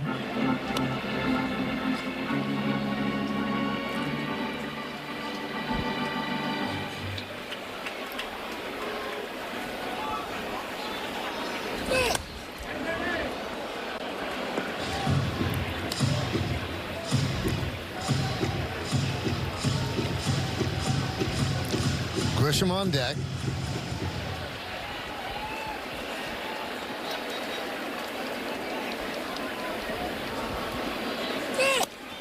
I can't even imagine how Boone feels because he says he runs cold. So, I mean, if you're cold in the summer, imagine how Aaron Boone feels right now. Got a few layers working on in there, huh? Undergarments around the chin, hat, hoodie. Got him. Peraza down on strikes. You can thank Robbie Cucuzzo on the air for sending you up a hat, you know that? You know really what? helped you. It really has helped. And the slider down and out of the strike zone. This is what he tries to put away people with 2 strikes. It's a slider down and in. That didn't get inside, but it got out of the strike zone for a swing and a miss. You know, it's funny, it was freezing in Detroit. And John Flaherty and I decided to have the windows closed when we did the game. A little soft. And it's funny because Jason Benetti is the Tigers broadcaster, and he had the windows open. And Jason came in and said, 2 Bravehearts we have here, right? But here at the stadium, we can't close the window. No. Because of the parabolic mics and the cameras. Well, it's just got a camera hanging out over here. Yeah. Hey, Vinny, bring your camera in. Shut the windows a little bit. What are you, crazy? The 0-2. When we first started it, yes. Cold weather. Jim Cott would not allow me to close the window. Oh, no. Says you got to feel the game. That's right. Got to hear the I'm noise. not playing. Yeah.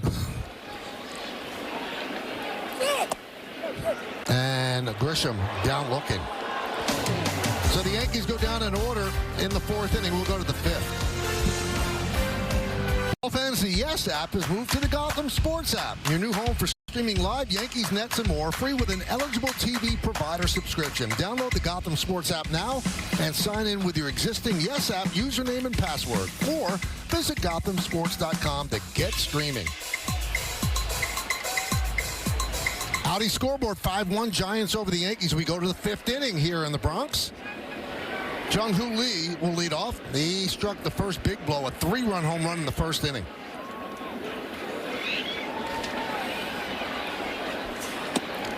And a strike.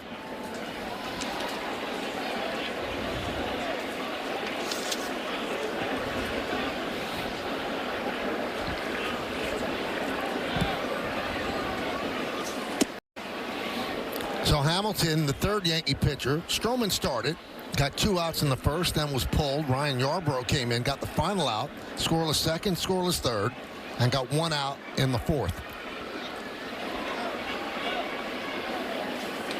Hamilton came on to get that double play ground ball. Lee could not hold up. Yeah, we were talking about Lee's injury last year. I mean, they brought him over. I mean, he was an absolute star in the KBO over in Korea. The MVP in 2022, hit .349 with 113 RBIs, 5 straight Golden Gloves, which that's the equivalent to a Gold Glove here. 2-time batting champion. And then he was, you know, with the banged up shoulder last year, only got into 37 games last year. So they're hoping for big things.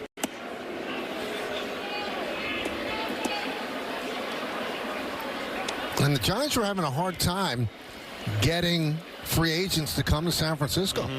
And they made that big bid for Judge. That didn't happen.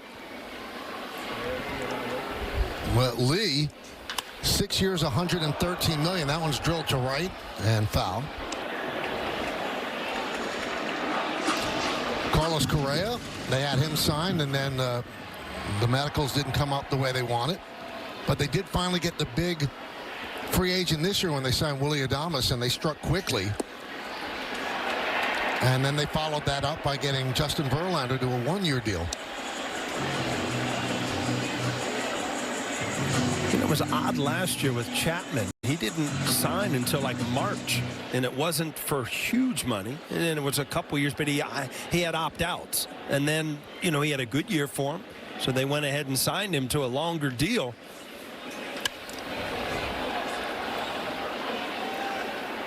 Well, the first deal that Chapman signed was 3 years, $54 million. But he could opt out after the first and second year, so he was going to opt out. And then they just added a long-term contract onto it. 6 years, $151 million. It's quite a raise. That's not bad. As Lee works a walk. Take a look at where the bullpen stands. Now, yesterday was an off day, so you would think that everybody is in play. Williams threw 33 pitches in the ninth inning on Wednesday. Luke Weaver just 12 in the eighth inning. Mark Leiter got the save with 2 big pitches. And that's the bullpen budget brought to you by Citizens. Make sense of your money with Citizens. Boy, there's going to be a lot of blue boxes after tonight. Yes. That's why you're going to use so much of your bullpen. You want to come back and win the game. You don't want to have to use all of your bullpen in a game that you lost. Yeah. And Aaron Boone's got to remember, you've got Warren going tomorrow, right? Who is not, giving you 7 innings every time out either.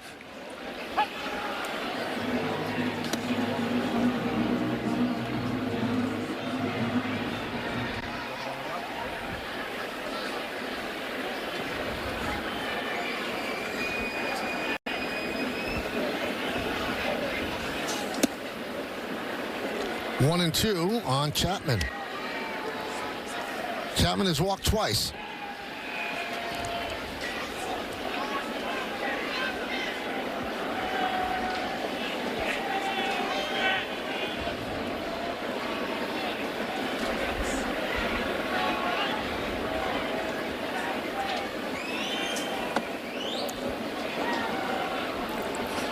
Two and 2 on the Giants' third baseman. Runner on first base. We're in the 5th inning, 5-1 Giants.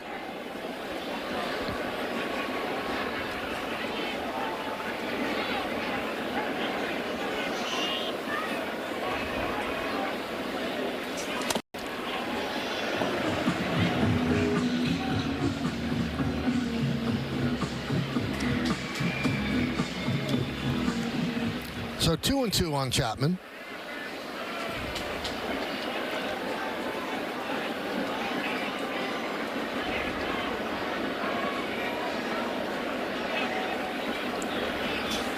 Outside, the count is full.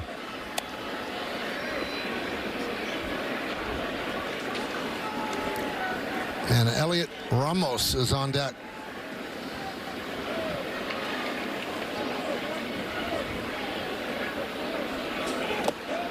Runner was going. Chapman takes a pitch low. He walks for the 3rd time.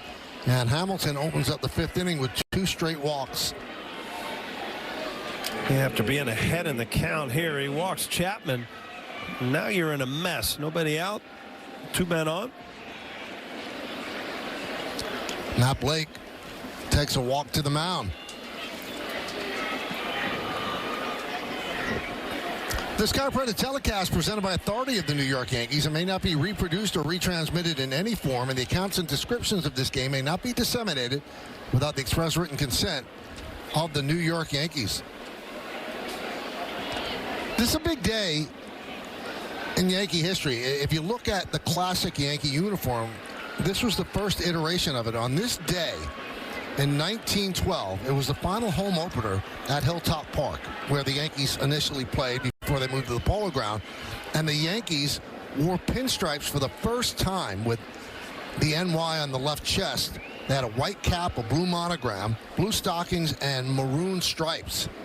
But they dropped the pinstripes after 1 season and then brought them back again for good in 1915.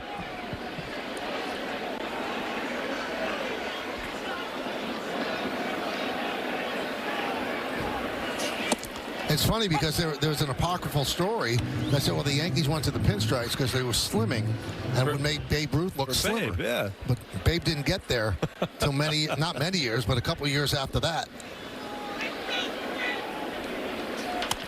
Squibbed, And a foul ball. Just misses the bag.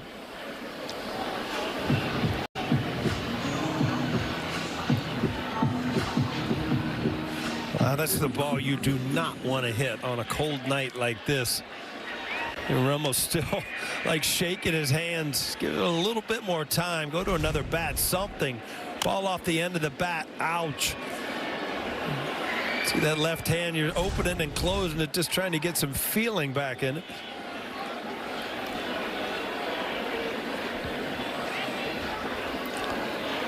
Well, Babe with the pinstripes. He's still like a big man. And Bonds was a big man.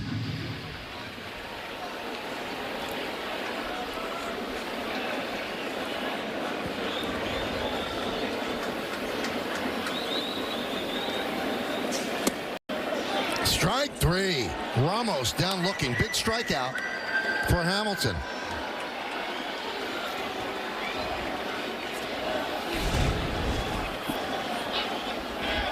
Went the two-seamer right at the bottom of the strike zone. Got the call for strike three. Aaron Boone. Hamilton just coming off the IL. Don't want to extend him too long. And ahead to the pen again. And they want to bring in the other lefty, Tim Hill, with Wade coming up. So that'll do it for Hamilton. First and second, one man out. Hill against Wade when we get back.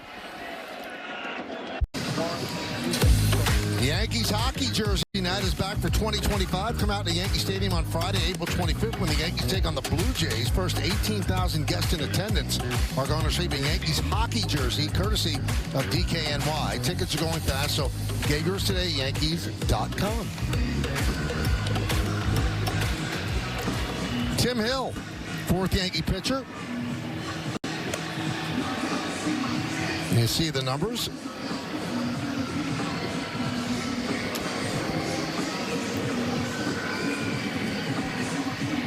Lee's at second. Chapman is at first with one out. Wade with a two-run double in the first inning off Stroman, then a fly ball to center in the third.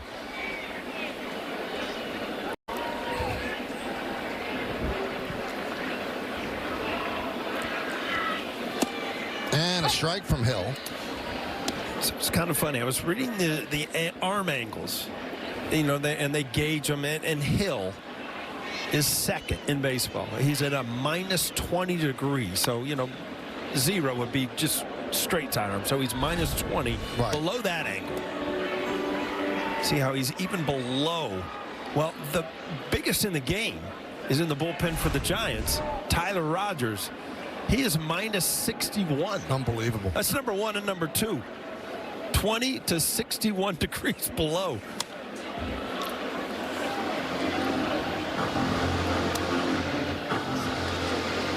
Rain continuing to fall. The flags start straight out, blowing toward left field, toward the left field line, actually. Buzzed them upstairs, 1 and 2.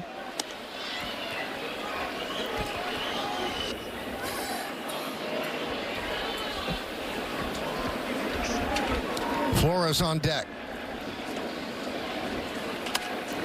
Fouled away into the second deck on the third base side.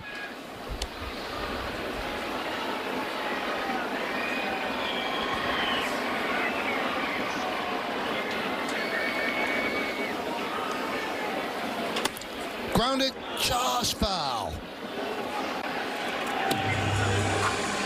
You had me on the edge of my seat when it's just foul. It was just foul.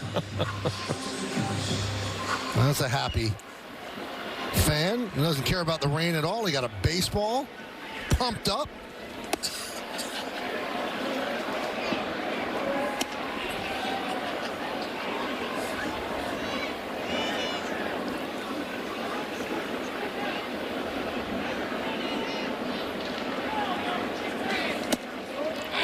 And the count is full at 3 and 2.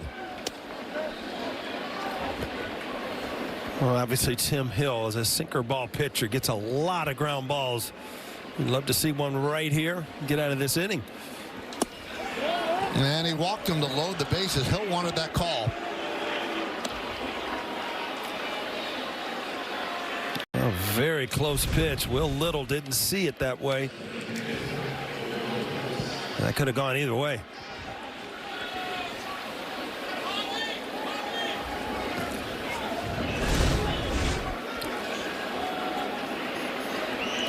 Here's Wilmer Flores. Missed outside. 1-0. Yankees trying to climb back in this, but can't afford to give up a big blow here. Fifth inning, they're down 5-1. That one is chopped back to Hill. He thought about coming home. He'll take the out at first. One scores. That's an RBI for Flores, and it's 6-1 Giants. Well, good jump at third base. Stole a run because obviously Tim Hill, as soon as he brought it down, first thing on his mind was, I'll get the force at home plate, but the ball bounced so high in his sidearm, he just elected to go to first base. And again, immediately a good jump from Lee gets in there.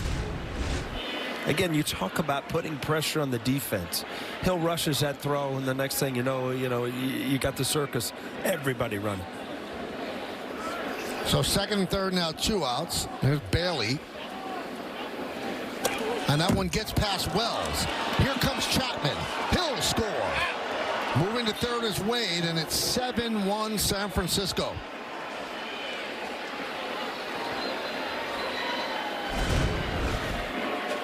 Again, kind of overthrown all the way across the target.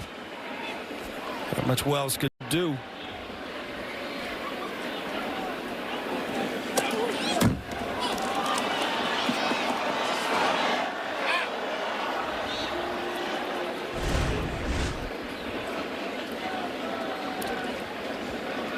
Runner at third now, 2 outs. 1-0 on Bailey. Line drive, right field. It's a base hit. It goes into the corner. Wade scores. Bailey will go to second, and he has an RBI double, and the Giants have an 8-1 lead.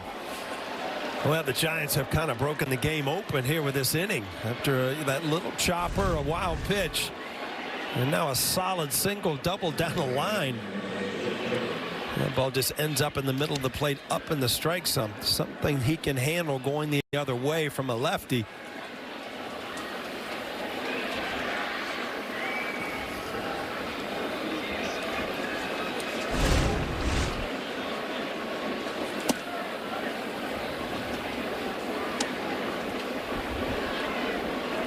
One 1-0 on Fitzgerald. So 5 in the first and now 3 here in the fifth. Jazz Chisholm to the glove side, and that will do it. But 3 runs on 1 hit, 3 walks, and 1 man left. We go to the bottom of the fifth. Time to name that Yankee, brought to you by Prevision, made for your brain. Any idea, Paul? Yeah, I think it's a left-handed hitter, Michael, because I remember playing with him 1 year. Yep, Nick Johnson. Wow. I thought that was harder than a 4. Yeah, the Montreal connection a little bit, but I don't remember a lot of the other teams. Nick Johnson supposed to be the real deal, but what felled him was injury after injury, but he could hit. Good left-handed hitter. Yep.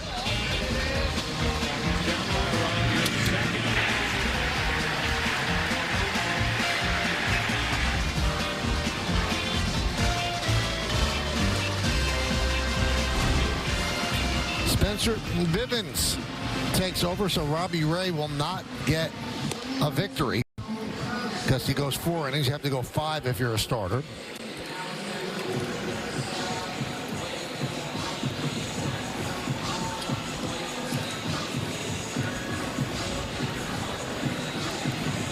Fourth game for the Giants right-hander. Top of the order for the Yankees. Audi scoreboard 8-1. The Giants over the Yanks. Goldschmidt's 0 for 2, leading off. Chapman, 5-time Gold Glove winner. He is deep at third, fairly close to the line.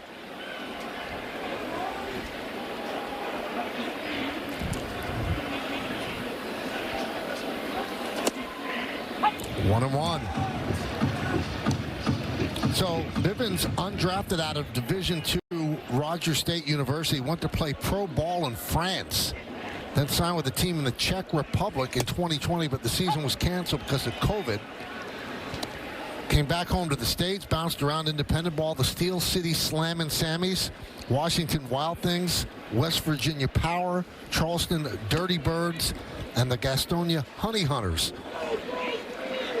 And the Atlantic League gives its pitch data to all MLB teams. That's how he landed on the Giants' radar, and they signed him in May of 2022. You write those all on your hand? There's no way you remembered all those teams. No, everyone, yeah. It's pretty impressive. You waited all the way to the bottom of the fifth? Well, wait until he came in. Yeah. Couldn't wait, huh?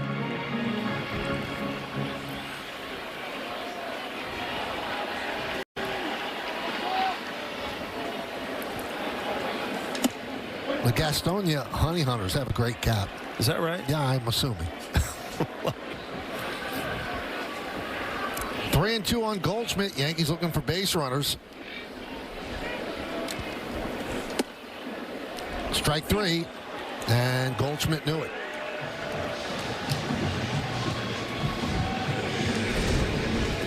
Every once in a while as a hitter, even when you're hot like Goldschmidt, you just freeze on a pitch. You know where it is. It's right there.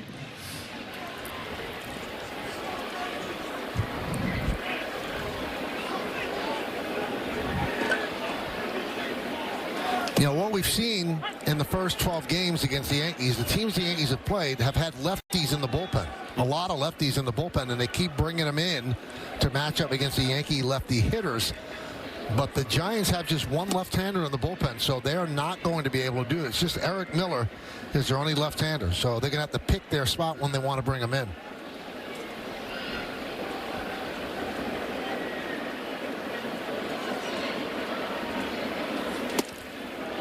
Saw a stat the other day, the Yankees have faced more left-handers. Their batters have had more left-handed to left-hander bats than any team in baseball. Yeah, well, I mean, it's no secret. If you have a lineup that's, you know, heavy on lefties, you're going to try to go at them with lefties to try to shut them down. And obviously Aaron Judge, Goldschmidt, and hopefully Stanton at some point can get back in there and hold that part of the lineup together, where you've got some righties that do a lot of damage against lefties. And, you know, don't consider it a coincidence that Robbie Ray was the starter in the first game. I'm sure they arranged it that way. The Yankees are fortunate because the American League East doesn't have a lot of left-handed starters, but other teams do. 3-2. Foul back and out of play. It has been a steady rain since the first pitch. It's going to be that way throughout the night. Rain's supposed to intensify as it gets a little bit later.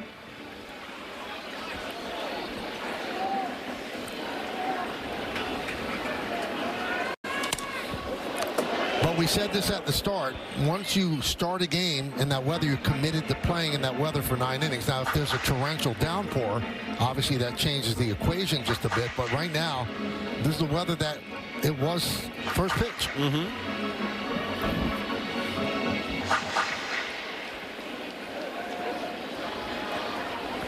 You see Ben Rice wiping his helmet. It starts dripping. It drives you crazy, but you wipe it with the back of your hand or with your sleeves, because the last thing you want to get water on your batting glove. Then you kind of lose the grip of the bat too.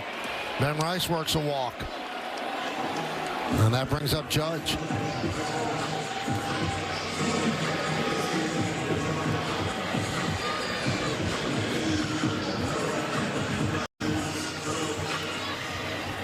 Judge has walked twice.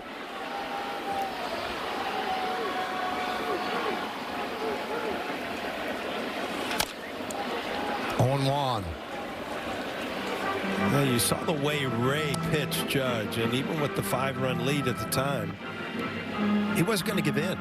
There was nobody on base, and you know, he got 3-2. He went with sliders away, sliders in the dirt. Was not going to give in and give him something to hit. And that's the way it's going to be until the guy behind him, you know, Bellinger's slumping a little bit now, starts to hit, because why would you mess with Judge?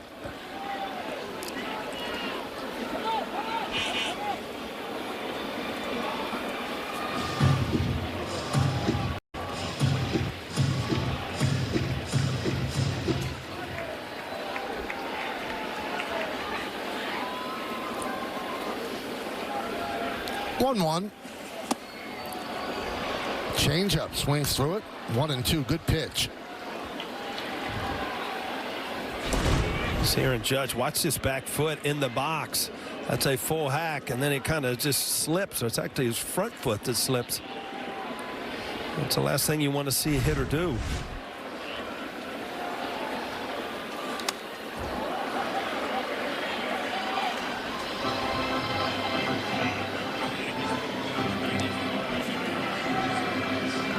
No injuries. Gomez up for the Yankees.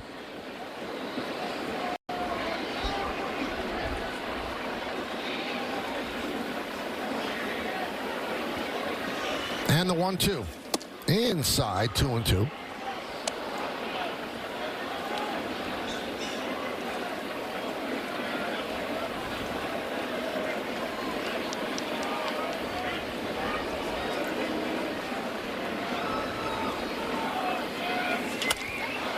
High fly ball. Lee will make the play. Out number 2. Now you're watching major league outfielders, and good ones too. I mean, defensively the Giants are very, very good, but you're watching guys on a dead sprint catching easily 5 balls. It just shows you how much the wind is affecting the ball.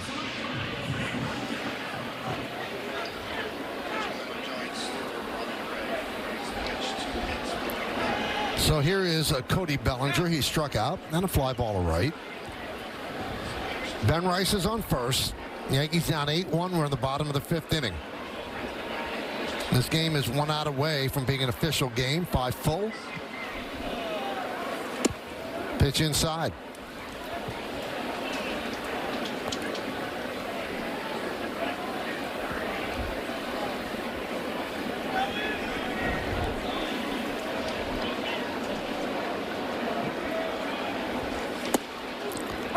Clips the inside corner with the cutter. 1-1.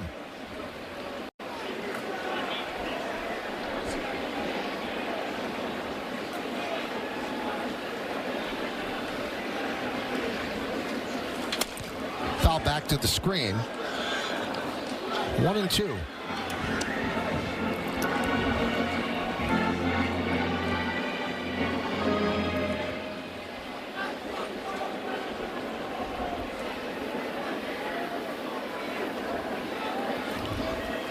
And the pitch. Skied on the right side. Bailey battling the wind, and then it goes over the screen. Once again, that was in the field of play when it went up. It got blown into the seats.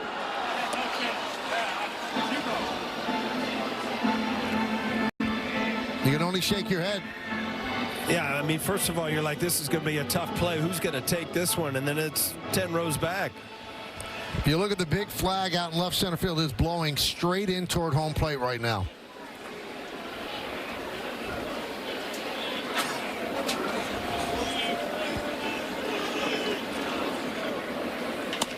Rip foul.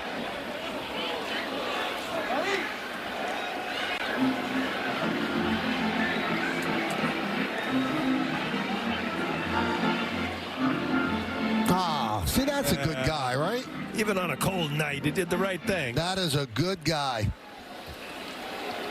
I've seen adults not do that. Yeah, I've seen adults take it from little kids.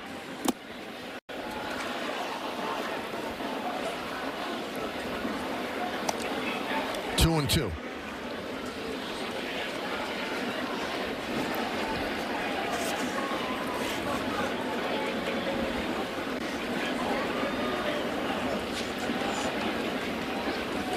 And he blows the fastball right by him. A cutter, actually, for the final out. No runs, no hits, no errors. And 1 man left on base. We played 5. It's official. Hey everybody, Bob Lorenz with your Audi update. Red Sox and White Sox, and in the bottom of the 4th already a 2-run lead for Chicago. Miguel Vargas wraps one down the line and left. That's going to play to couple, make it 4-0 as Chicago now leads at 7-1 over the Red Sox in the 7th. White Sox looking to snap an 8-game losing streak. Guys. Thank you, Bob. We we go around the majors. The Orioles off to a rocky start. Hey, how about Kyle Schwarber? 6 home runs this season. He has 137 since 2022. That's second in the big leagues to Aaron Judge, who has 163.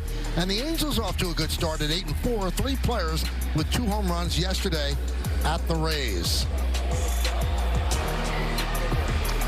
Tyler Ward, Joe Adele, and Mike Trout all homered in that game. So Gomez comes on. This will be his 4th game. He's pitched well. And he's going to face the top of the Giants' order, Yastrzemski, Adames, and Lee.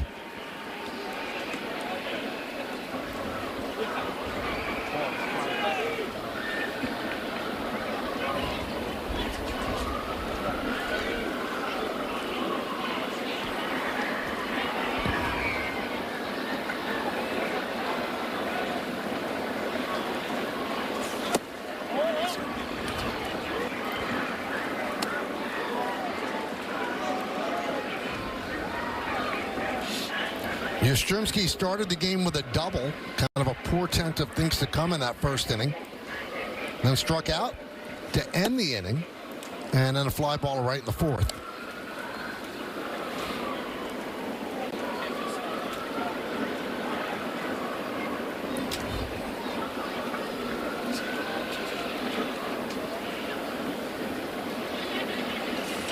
Inside, 3-0.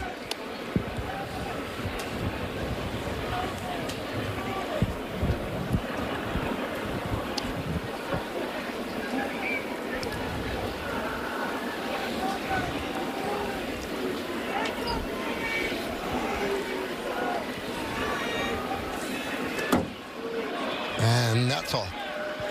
4-pitch walk to Yastrzemski, and it seems like Gomez didn't really have a good grip on the baseball any of those pitches.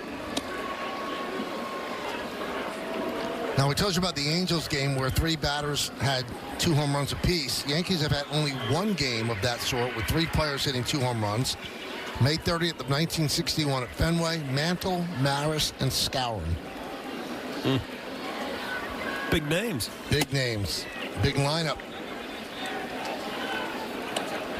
61. They hit a lot of homers that year, too.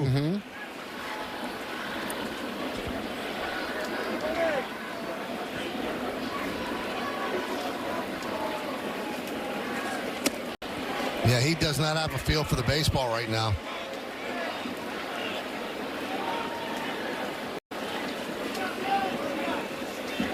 You know, between innings, and Matt Blake's going to talk with him, between innings, the head groundskeeper, Danny Cunningham, was showing the umpires the radar on his phone. As we have heard, it's only going to intensify as the night moves on, so you wonder if there will be a breaking point for the umpires where they say, well, we've got to put the tarp on. And it also becomes dangerous if Gomez can't really get a grip on the baseball. Well, if the rain's going to get harder, once you put the tarp on it, then it's a matter of time before this game is over. And you know what? Aaron Boone, you might ask him right now, it might be better off for your pitching staff at this point. You know, you never want to bag a game, but you're right, because he still has to get, 12 more outs out of the bullpen. It might be one of those things where at some point he might have to use a position player. The crew chief is over 3rd. That's Lance Barksdale.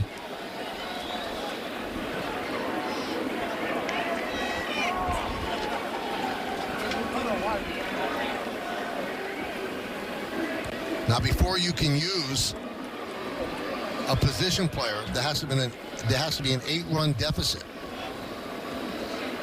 Right now, it's a 7-run deficit, so you cannot go to a position player.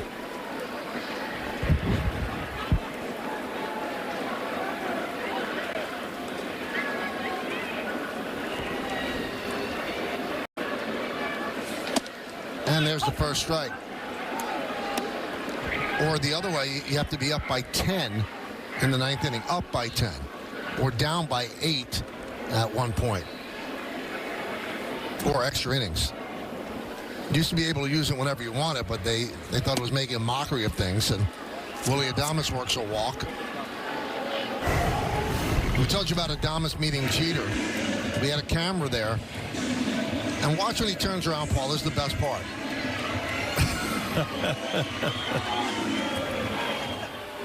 And that's why he wears number 2.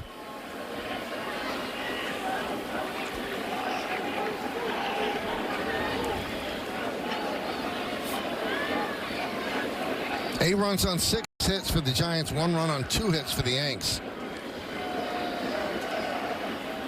Jung-Hoo Lee comes up first and second, nobody out.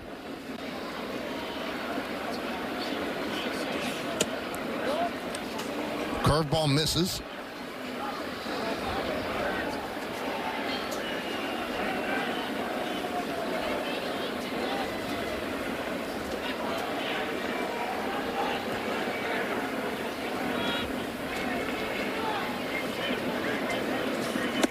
Way outside, 2-0.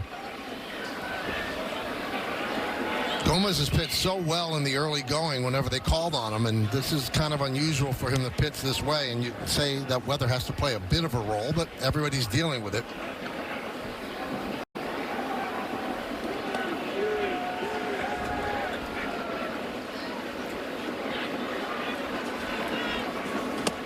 Upstairs, 3-0.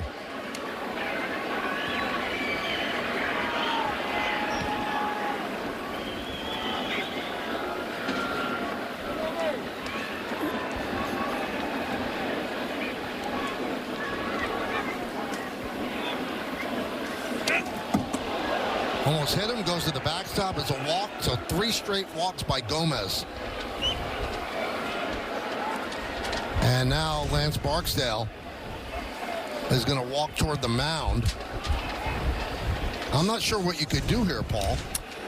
Yeah, I mean, it's really been pretty much all game, but you know, you're at the point now, and then Danny Cunningham knows, you know, they've done everything they possibly can with the field.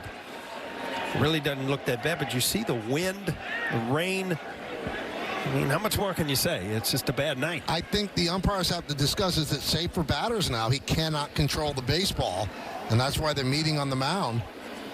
I don't think it's about footing. I think it's more about grip. Mm-hmm.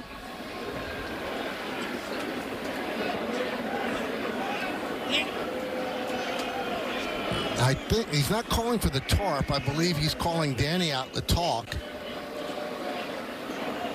Now Aaron Boone is coming out to the first baseline. He's going to talk to the umps as well.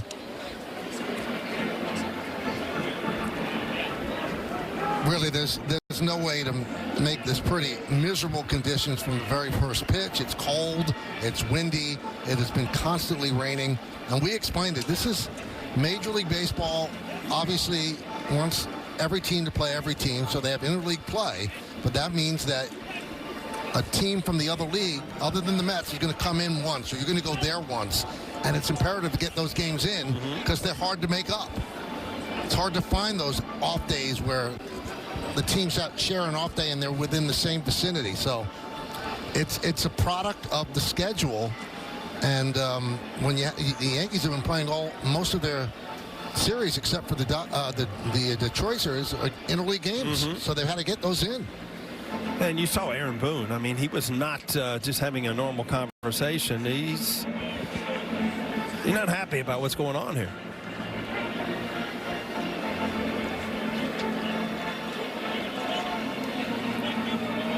I think he wants this to be called. And he's losing, so you would think that would carry some weight.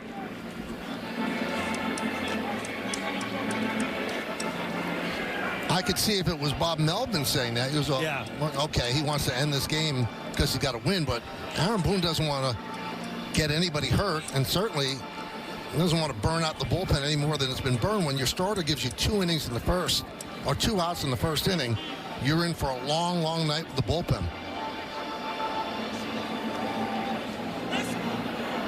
Now, they put the drying agent on the mound, and Paul, from what I could tell, it wasn't that he was slipping. Yeah, I mean, you'd have to ask Gomez, I mean, what the issue is. I mean, we're just speculating up here, but you're starting to see the sheen on the infield over by first base and stuff, which, starts to say that the dirt is getting, kind of saturated.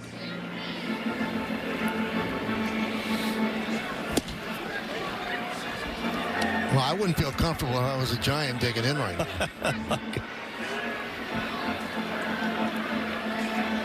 So 3 walks by Gomez has loaded the bases for the Giants.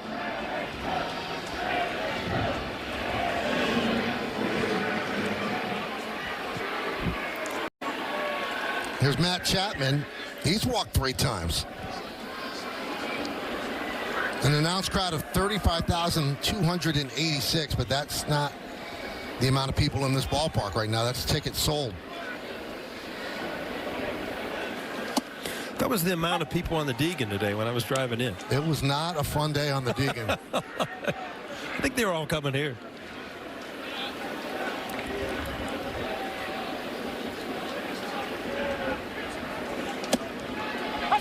Drops a breaking ball in there, 0-2.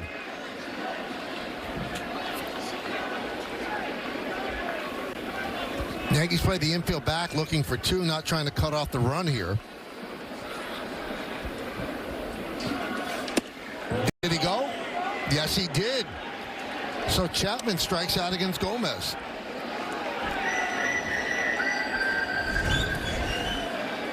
Well, ball off the plate.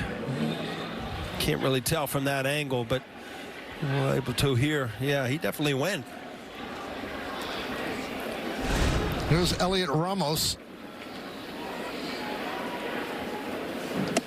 Pitch upstairs. 6th inning, it's 8-1 Giants. First game of this 3-game set. First game of this 6-game homestand.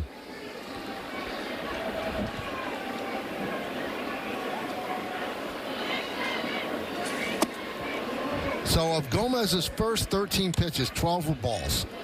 Then a 3-pitch strikeout. Now back to the balls, 2-0.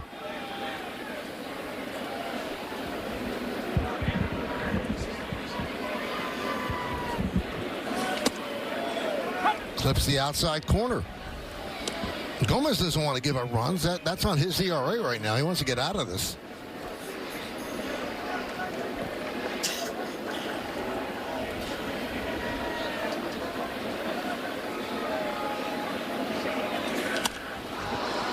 Two and two.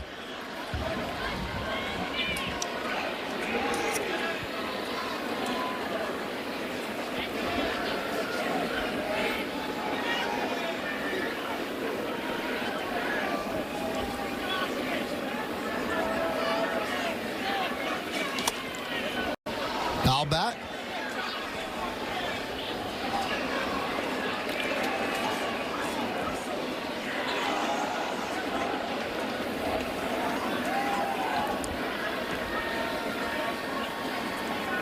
Runners lead, 1 man out. 2-2. Foul back to the screen. Like you said that a lot to this at bat, huh? Foul back to the screen or 2-2? Both. Foul ball, foul ball.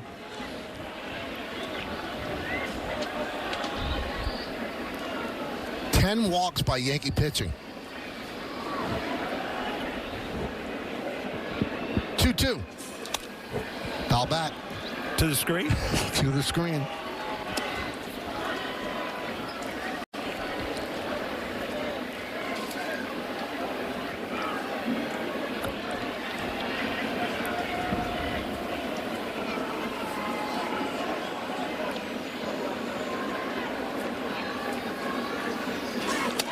Foul back.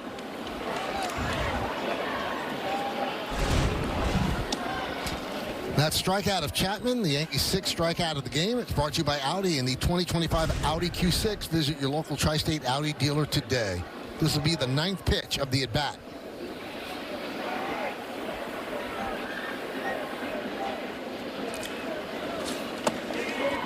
Three and two, no place to put Ramos.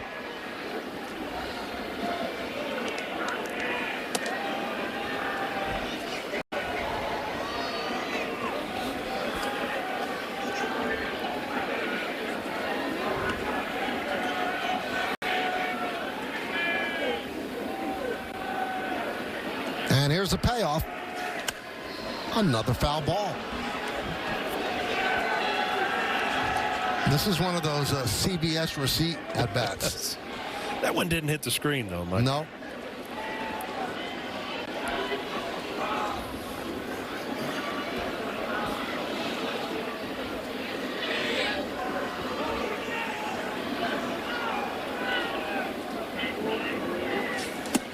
a miss.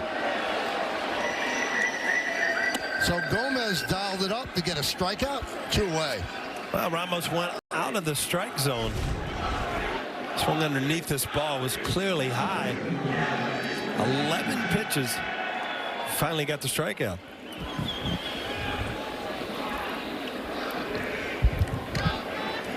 So here's Wade. Now bases loaded, 2 outs.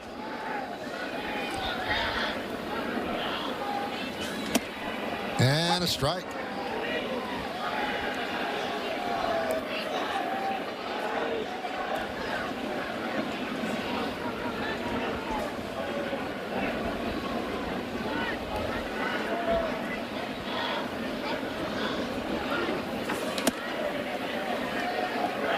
One and one. Wade, a 2-run double in the first inning, a fly ball to center, and he walked and scored in the 5th.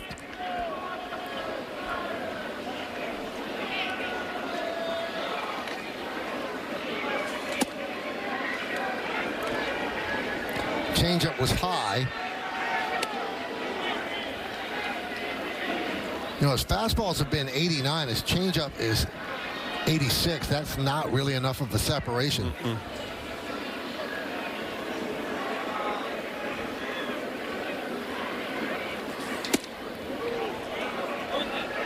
3-1. Again, no place to put Wade.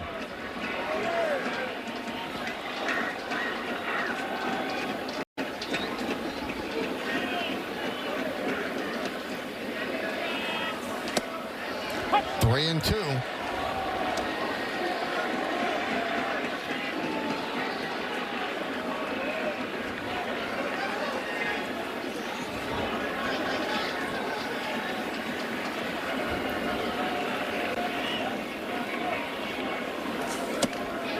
Just missed outside. That'll force in a run.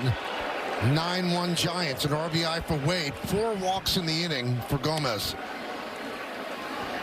Yeah, I think Aaron Boone's trying to make a point here. You know, is there any way? You know, he's saying this is not the way Gomez pitches. He's being affected by the weather. You know what? I hate to say it, but Michael, they might be better off for the Yankees to look for a better day tomorrow. Well, the athletic trainer comes out to talk to Gomez. His velocity is affected. His command is affected.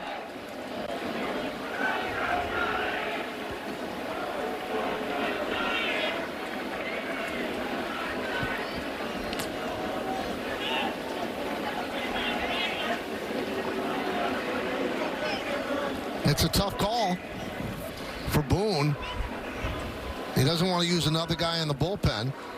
Danny Cunningham is talking to Barksdale.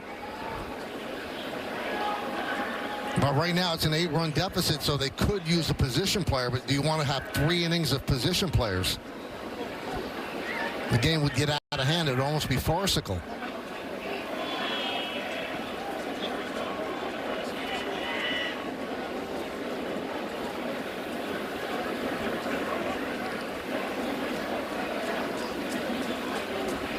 Well, the Yankees are walking off the field, so that would indicate that they're going to put the tarp on.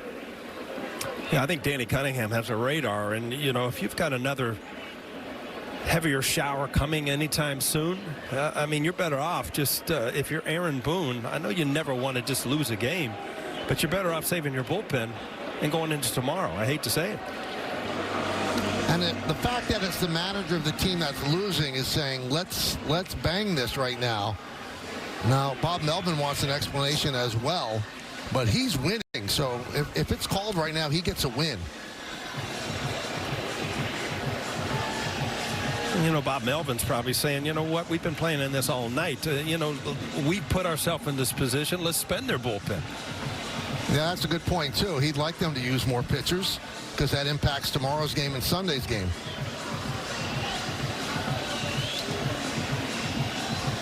So the calculus is different on both sides. Boone doesn't want to have to get 10 more outs out of the bullpen, which is already spent because the starter just gave you 2 outs. And they're down by a lot, and the Giant bullpen is excellent this year with ERA in the ones. So making up an 8-run deficit is not going to be easy. I mean, there's no way to sugarcoat this, Michael. I mean, you're getting beat up on the scoreboard. You've seen guys slip out of the box. You saw Aaron Judge slip on a swing, and now you're seeing pitchers having trouble throwing the ball over the plate. At what time? If it's 2-1, obviously you fight for every out or every opportunity. But you know, when you're down 8 or 9 runs. All right, so they're putting the tarp on. When we come back, you hear from the guys in the studio, Bob and Jack. 9-1, top of the 6, bases loaded, 2 outs. Tarp is on the field at Yankee Stadium, 6th inning, and the Giants leading it 9-1 as the heavier rains began to fall at the stadium. Conditions becoming a little more unplayable, so the umpires make the decision to delay the game. It's good to have you back with us in our studio. Bob Lorenz and Jack Curry with you. And as we take a look at the stadium and at the way the game progressed tonight, Jack, an all-around soggy night for the Yankees. Yeah, miserable is a word that comes to mind because it's been miserable weather at Yankee Stadium, and then the headline for this game, a miserable performance by Marcus Stroman, the Yankees starter. The numbers tell the story. He faced 9 batters, 7 reached base, 5 of those scored. Bobby threw 46 pitches in his 2/3 of an inning. Only 23 of those were strikes. So Marcus Stroman has accomplished a lot in his career, but this is one of those nights where his pitches weren't where he wanted them to be. He was missing off the plate a lot against right-handed batters. He didn't come inside much at all. I had it roughly about 10 pitches were even thrown on the inner third of the plate, either to lefties or to righties. And 3 of the walks that he issued ended up coming around to score. So just a really troublesome beginning for him that resulted in a problem for the Yankees all night as they trail. Well, let's take a look at some of the game highlights, show you exactly what's been going on in this game. And you're right, it was a rough start after a leadoff double by Mike Yastrzemski and a walk. Jung-Hoo Lee up for the Giants, and he's just going to launch this one out to right. So right out of the gate, hard contact. Yeah, middle sinker turns into a 3-run homer. First home run of the season for Lee. Giants race to a 3-0 lead. Then Stroman gives up 2 more walks. Lamont Wade Jr. makes him pay for that. Wraps a low fastball into the corner and right. Both runners would come around to score. Wade goes into second as he picks up a couple RBI. And the Giants, just like that, have a 5-0 lead. A bottom of the second after a nice at-bat by Volpe to work a walk. Great jump off Robbie Ray. His first stolen base of the season. Hopefully setting things up for Austin Wells. Wells is at the plate, and he destroys this 4-seam fastball to right field. And Bob, without the wind, without the rain, that's a 2-run homer. But what is it right away? Some confusion. We see Wells cruising into second. He knows he has at least 1 run batted in. Does he have 2? He doesn't. Look where that hits. How did that ball hit the top of the wall and bounce back in? I would not have voted for that. It's a run-scoring double, 5-1 Giants. On a normal night, that was projected to fly about 50 feet further. Now, let's take one more look. StatCast replay of the wind affecting the ball. The wind deflection and the actual conditions knocking it back 21 feet. So it hits off the top of the wall. It's a double, and the Yankees only get the 1 run, so it's a 5-1 game. Let's take it to the top half of the 4th inning. Ian Hamilton in relief, getting some help from his defense. Peraza, nice pick at third. The out at first, but Jack, there was more to come. Yeah, Goldschmidt, always savvy, always heads up. Same for Volpe. Throws it across the diamond, and they are able to get Fitzgerald as he tried to advance from second to third. It's an unconventional double play, and it ends the inning. Top of the 5th, Giants threatening again. They've got the bases loaded. Tim Hill on the mound gets Wilmer Flores. His only play. Looks over to first, gets the out, but a run scores, makes it 6-1 Giants. And then the next batter, the first pitch sinker, getting away from Hill, goes to the backstop. Chapman comes in. Now it's 7-1, and later in that same at-bat, they'd score 1 more. Yeah, it's Patrick Bailey on the next pitch. It's a sinker inside. He's able to inside out that pitch into right field. Wade Jr. comes around to score. Bailey has a double, and the Giants have an 8-1 lead. Top of the 6th is where things really start to go sideways. weather-wise. Yoendris Gomez in for the Yanks, clearly struggling to get a grip on the ball. He walks the leadoff batter, Yastrzemski, bringing up Willy Adames. Yeah, Adames is at the plate, and clearly Gomez does not have a good grip on the ball, almost hits Adames. Pitching coach Matt Blake comes out to chat with Gomez. The next batter is Lee, and again, Gomez just can't seem to get a grip on the ball. It's a 4-pitch walk. All right, so walks, the bases loaded, and then after striking out the next 2 batters, Wade Jr. up, that's ball 4.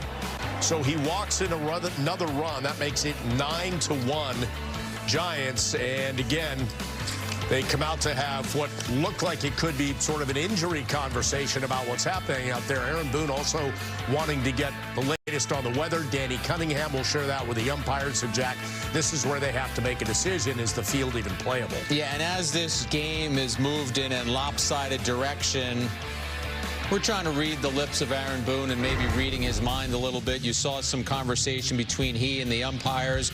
Clearly, Gomez could not get a grip on the ball in those conditions. They've played up until this point. I think Boone was just reminding the umpires, listen, these conditions don't look playable right now.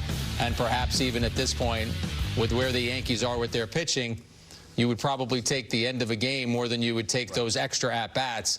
The chances of coming back in this game, not maybe as important as having some fresh arms for the rest of the series. And you can certainly see with the flow of the game, every Yankees pitcher, starting with Stroman, just having problems out there, whether it's weather-related, mound-related, or just not having their best stuff tonight. Yeah, even Robbie Ray gave up 1 run across 4 innings, but it was a slog for him as well. A heavy pitch count, throwing a lot of pitches across the innings that he was in there. And Gomez is someone, Bob, who has better control than that. And it was the most glaring, the conditions, when Gomez was in the game. Just unable to find the zone, a couple of 4-pitch walks in there. But you mentioned Stroman at the outset of this game and just his inability to get the Giants to chase his pitches.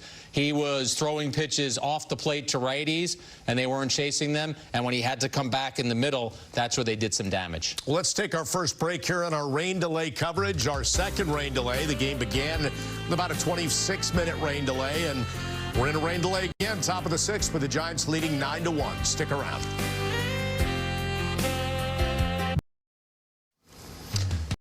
Giants and Yankees in a rain delay at Yankee Stadium, with San Francisco leading 9-1 in the top half of the 6th inning. Couple outs in that top half of the 6th. Great to have you back with us. We talked a little bit, Jack, about Marcus Stroman. Let's dig a little deeper into his start tonight. It was his 3rd of the season, and this one did not go well. You talked about his lack of location, and as we take a look at some of that with StatCast 3D, powered by Google Cloud, it just shows that he was way outside the zone on his 46 pitches. Yeah, you look at those pitches, and when Stroman is at his best, Bob, Aaron Boone said this before the game, he's pitching to the edges. Well, he threw 46 pitches tonight. How many within what we were just showing to you look like they are on the edge? I see a handful, and that's not going to help you succeed. There are some pitches that are middle. Those are some of the ones that have gotten hit. But if you look at the right side, essentially where the left-handed hitter would be, there were so many pitches that were just off the plate to right-handed batters. Even if he got himself in a favorable count, he was trying to get them to chase pitches, Bob, that were so off the plate that they weren't going to do that. That resulted in some of those walks. And again, going back to what Boone said before the game, he said he's liked that Stroman's sinker has had some bite. He's liked the movement on the cutter, but he's not overpowering. So when he pitches, he's got to pitch to the edges. That StatCast graphic that we just showed you is an example of that not happening. That's not what happened tonight. Yeah, he gives up 4 hits, 5 runs, 3 walks in this one. And, Jack, I guess what's curious is his last 2 starts, his first 2 of the season, though he didn't go deep into the games, you take, in fact, on the pregame tonight, we talked about his start at Pittsburgh. His first 3 innings, Boone liked what he saw. He liked pitching to the edges. He liked everything that was happening before things went awry in the 4th. Yeah, I thought he was solid against Pittsburgh, as you said, for the first 3 innings. Retired 9 of the first 10 batters, but then in the 4th inning, a couple of walks to the first 2 batters, and then the inning went awry on him.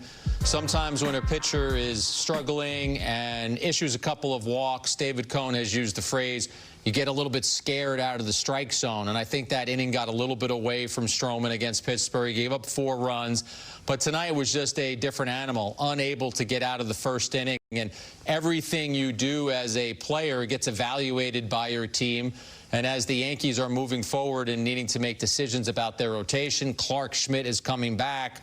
This night gets put into the evaluation of Stroman by the Yankees. Meredith Marakovitz on the pregame had a chance to ask Aaron Boone about Clark Schmidt, where he's at. He had a nice rehab start last night, as we know, Jack. And so he said he will slot him in next week, expected to be probably Tuesday or Wednesday. So with Schmidt returning, there's a decision to be made about the starting rotation, and it would involve one of 3 people, Stroman, Carrasco, or Will Warren. First of all, I want to give a thought on Schmidt because I watched a lot of the highlights of that performance, and he's ready. I know he was pitching against minor leaguers, but he had really good movement on his pitches. He was in about the 60-pitch range, so when he does come back, you're probably looking at him being a 5-inning guy at around 75 pitches. And the Yankees are eager to get him back. The back end of their rotation, it's been a struggle. In fact, Bob, if you look at their pitchers, and here's some of what we're talking about with Schmidt, just look at the break that he's getting on these pitches.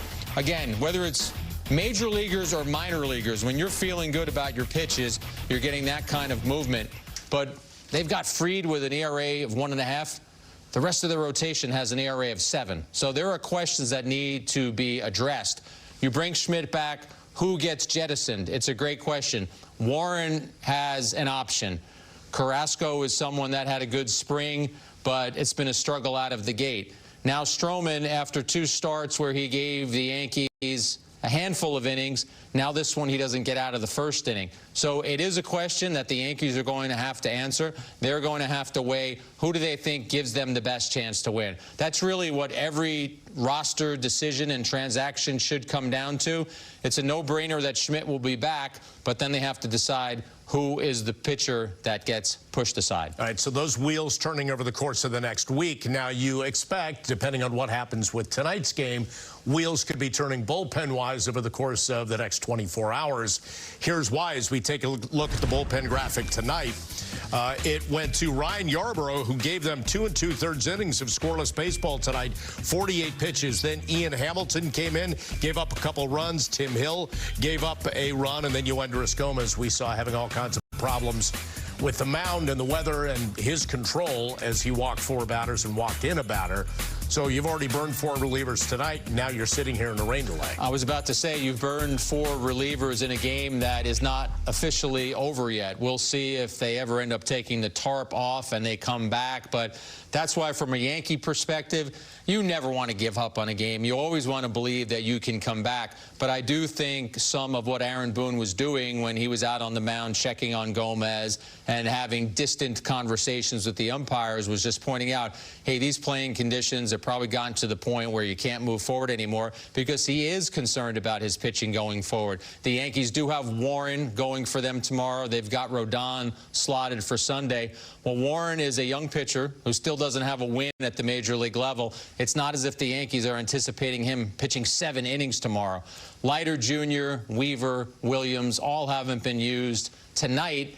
So if Warren were able to get them, say, to the 6th inning, Bob, you've got a mixture of those pitchers who could get you the rest of the way tomorrow. All right, we will take another break. More rain delay coverage coming up. We're waiting this one out, see what happens at the stadium with the Giants leading it 9-1 in the top of the 6th.